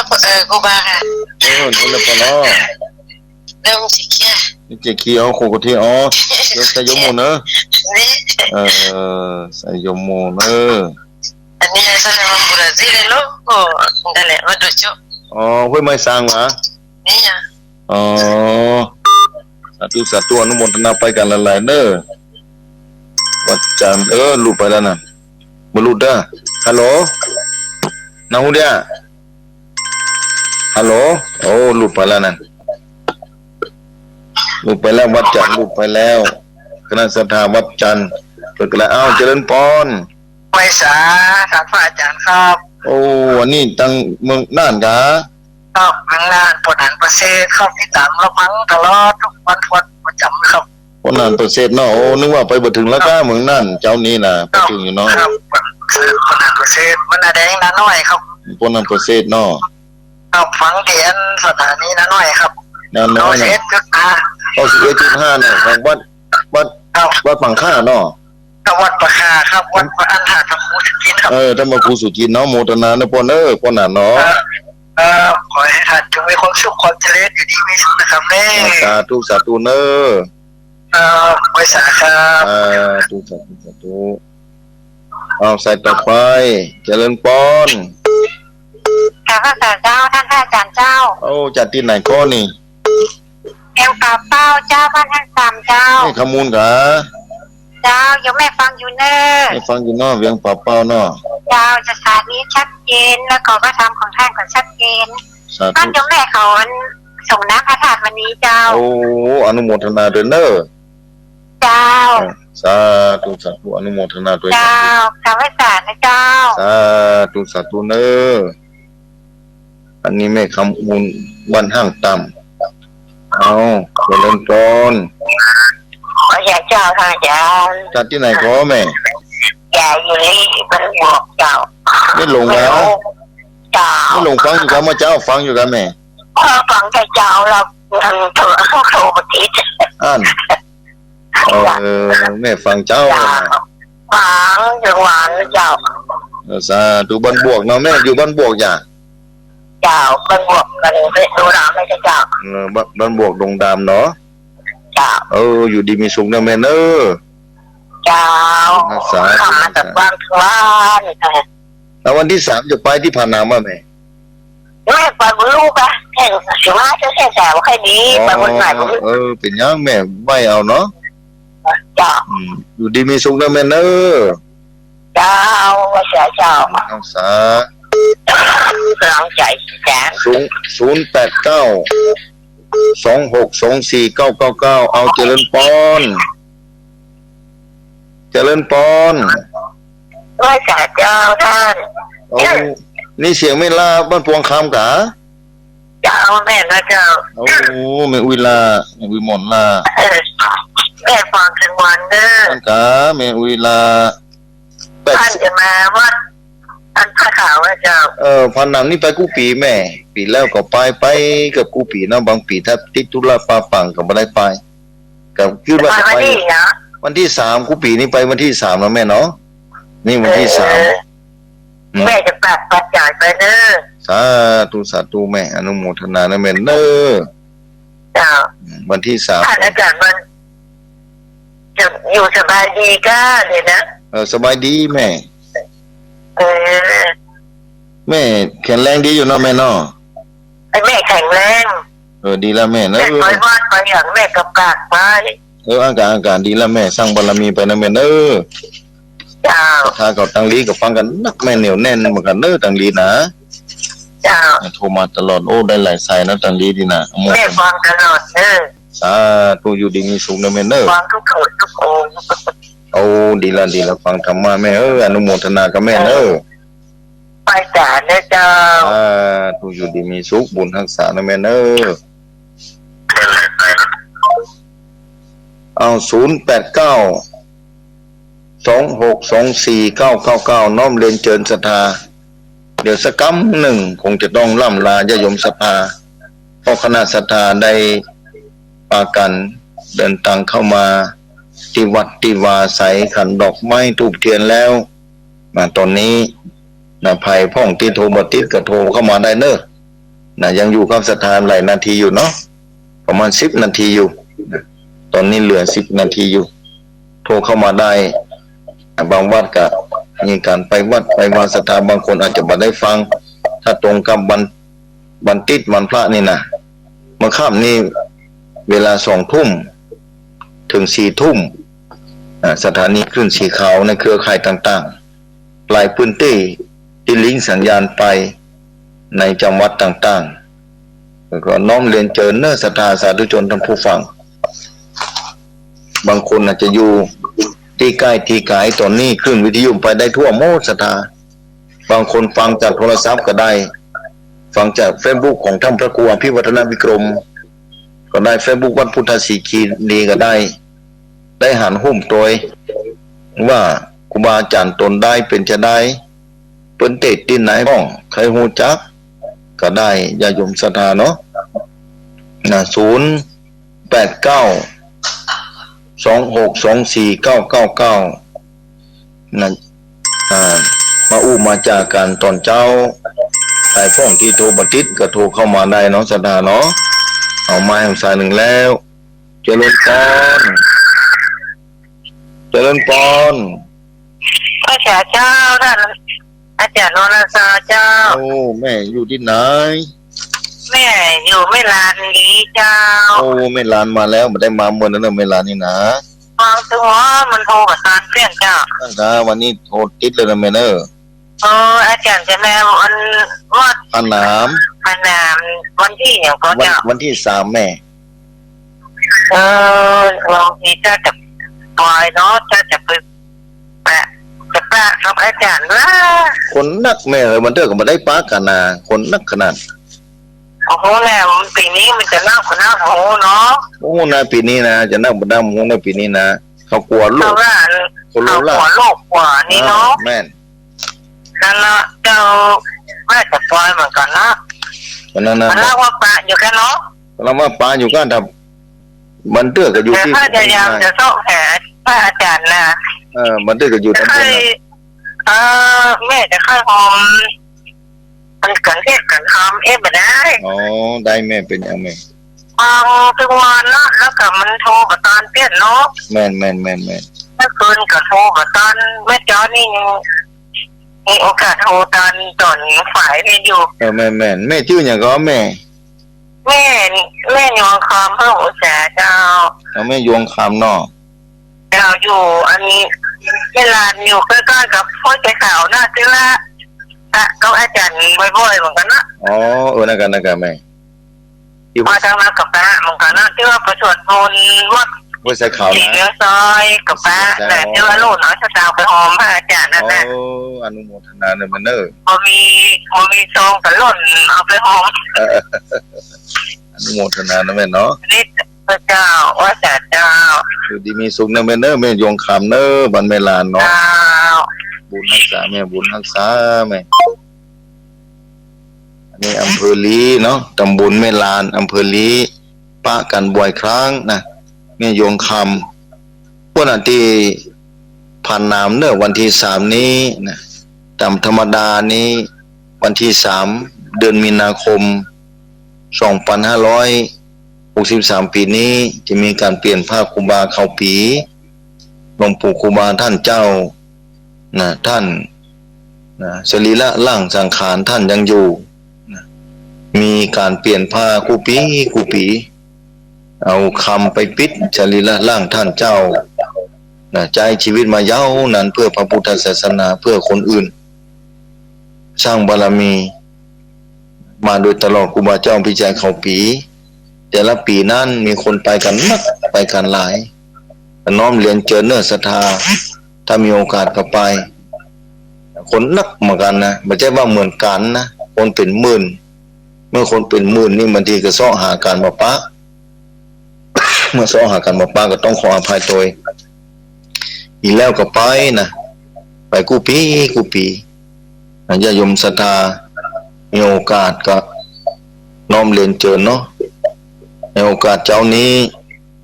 ภัยไข้อู้ก็โทรตันอยู่สายหนึ่งและสาย2 สายได้อยู่ญาโยมศรัทธาสาธุชนท่านผู้ฟังเป็นการสร้างบารมีลงพอเตอร์ครูบาพิชัยเขาปีมรณภาพไปหลาย10 ปีแล้วหลาย10 ปีแล้ว แต่ว่าคุณความดีของท่านยังอยู่คนที่เคยนึกถึงบางคนเกิดมาก็บอกเคยหานได้ยินปู่อุ้ยแม่อุ้ยเล่าสู่กันฟังก็เลยไปไหว้ไปสาใครไปกราบสักครั้งหนึ่งก็ยังดีเป็นจะได้นะครูบาเจ้าเขาผีเป็นจังได้แบบนี้นะแต่ละปีที่ผ่านมาเนี่ยโอ้ขนนักเพิ่มขึ้นครูผีเอาเจริญปอนพระเจ้า โอ้แม่อำพรกะเจ้าเอาฟังอยู่นะแม่เนาะวังดินลีเนาะเจ้าสาธุแม่อันจะมาว่าที่ผาหนามนะแม่อันกู้ฝีไม่ได้ไปเมื่อคืนกลับไปเมื่อวานมันอ้อนคนก่อนหลายคนนักได้แม่นะเจ้านี่จะมาจะบ่ฮู้น้ำพรมันคือก่อนเนาะเจ้าพอมันคือก่อนจะได้เนี่ยถ้าไปก็ฟังอยู่ในเจ้าชัดเจนดีเจ้ากินดีเนาะอยู่ดีมีสุขนะแม่เนอะเจ้ากับไว้จัดเจ้าตูบุญรักษา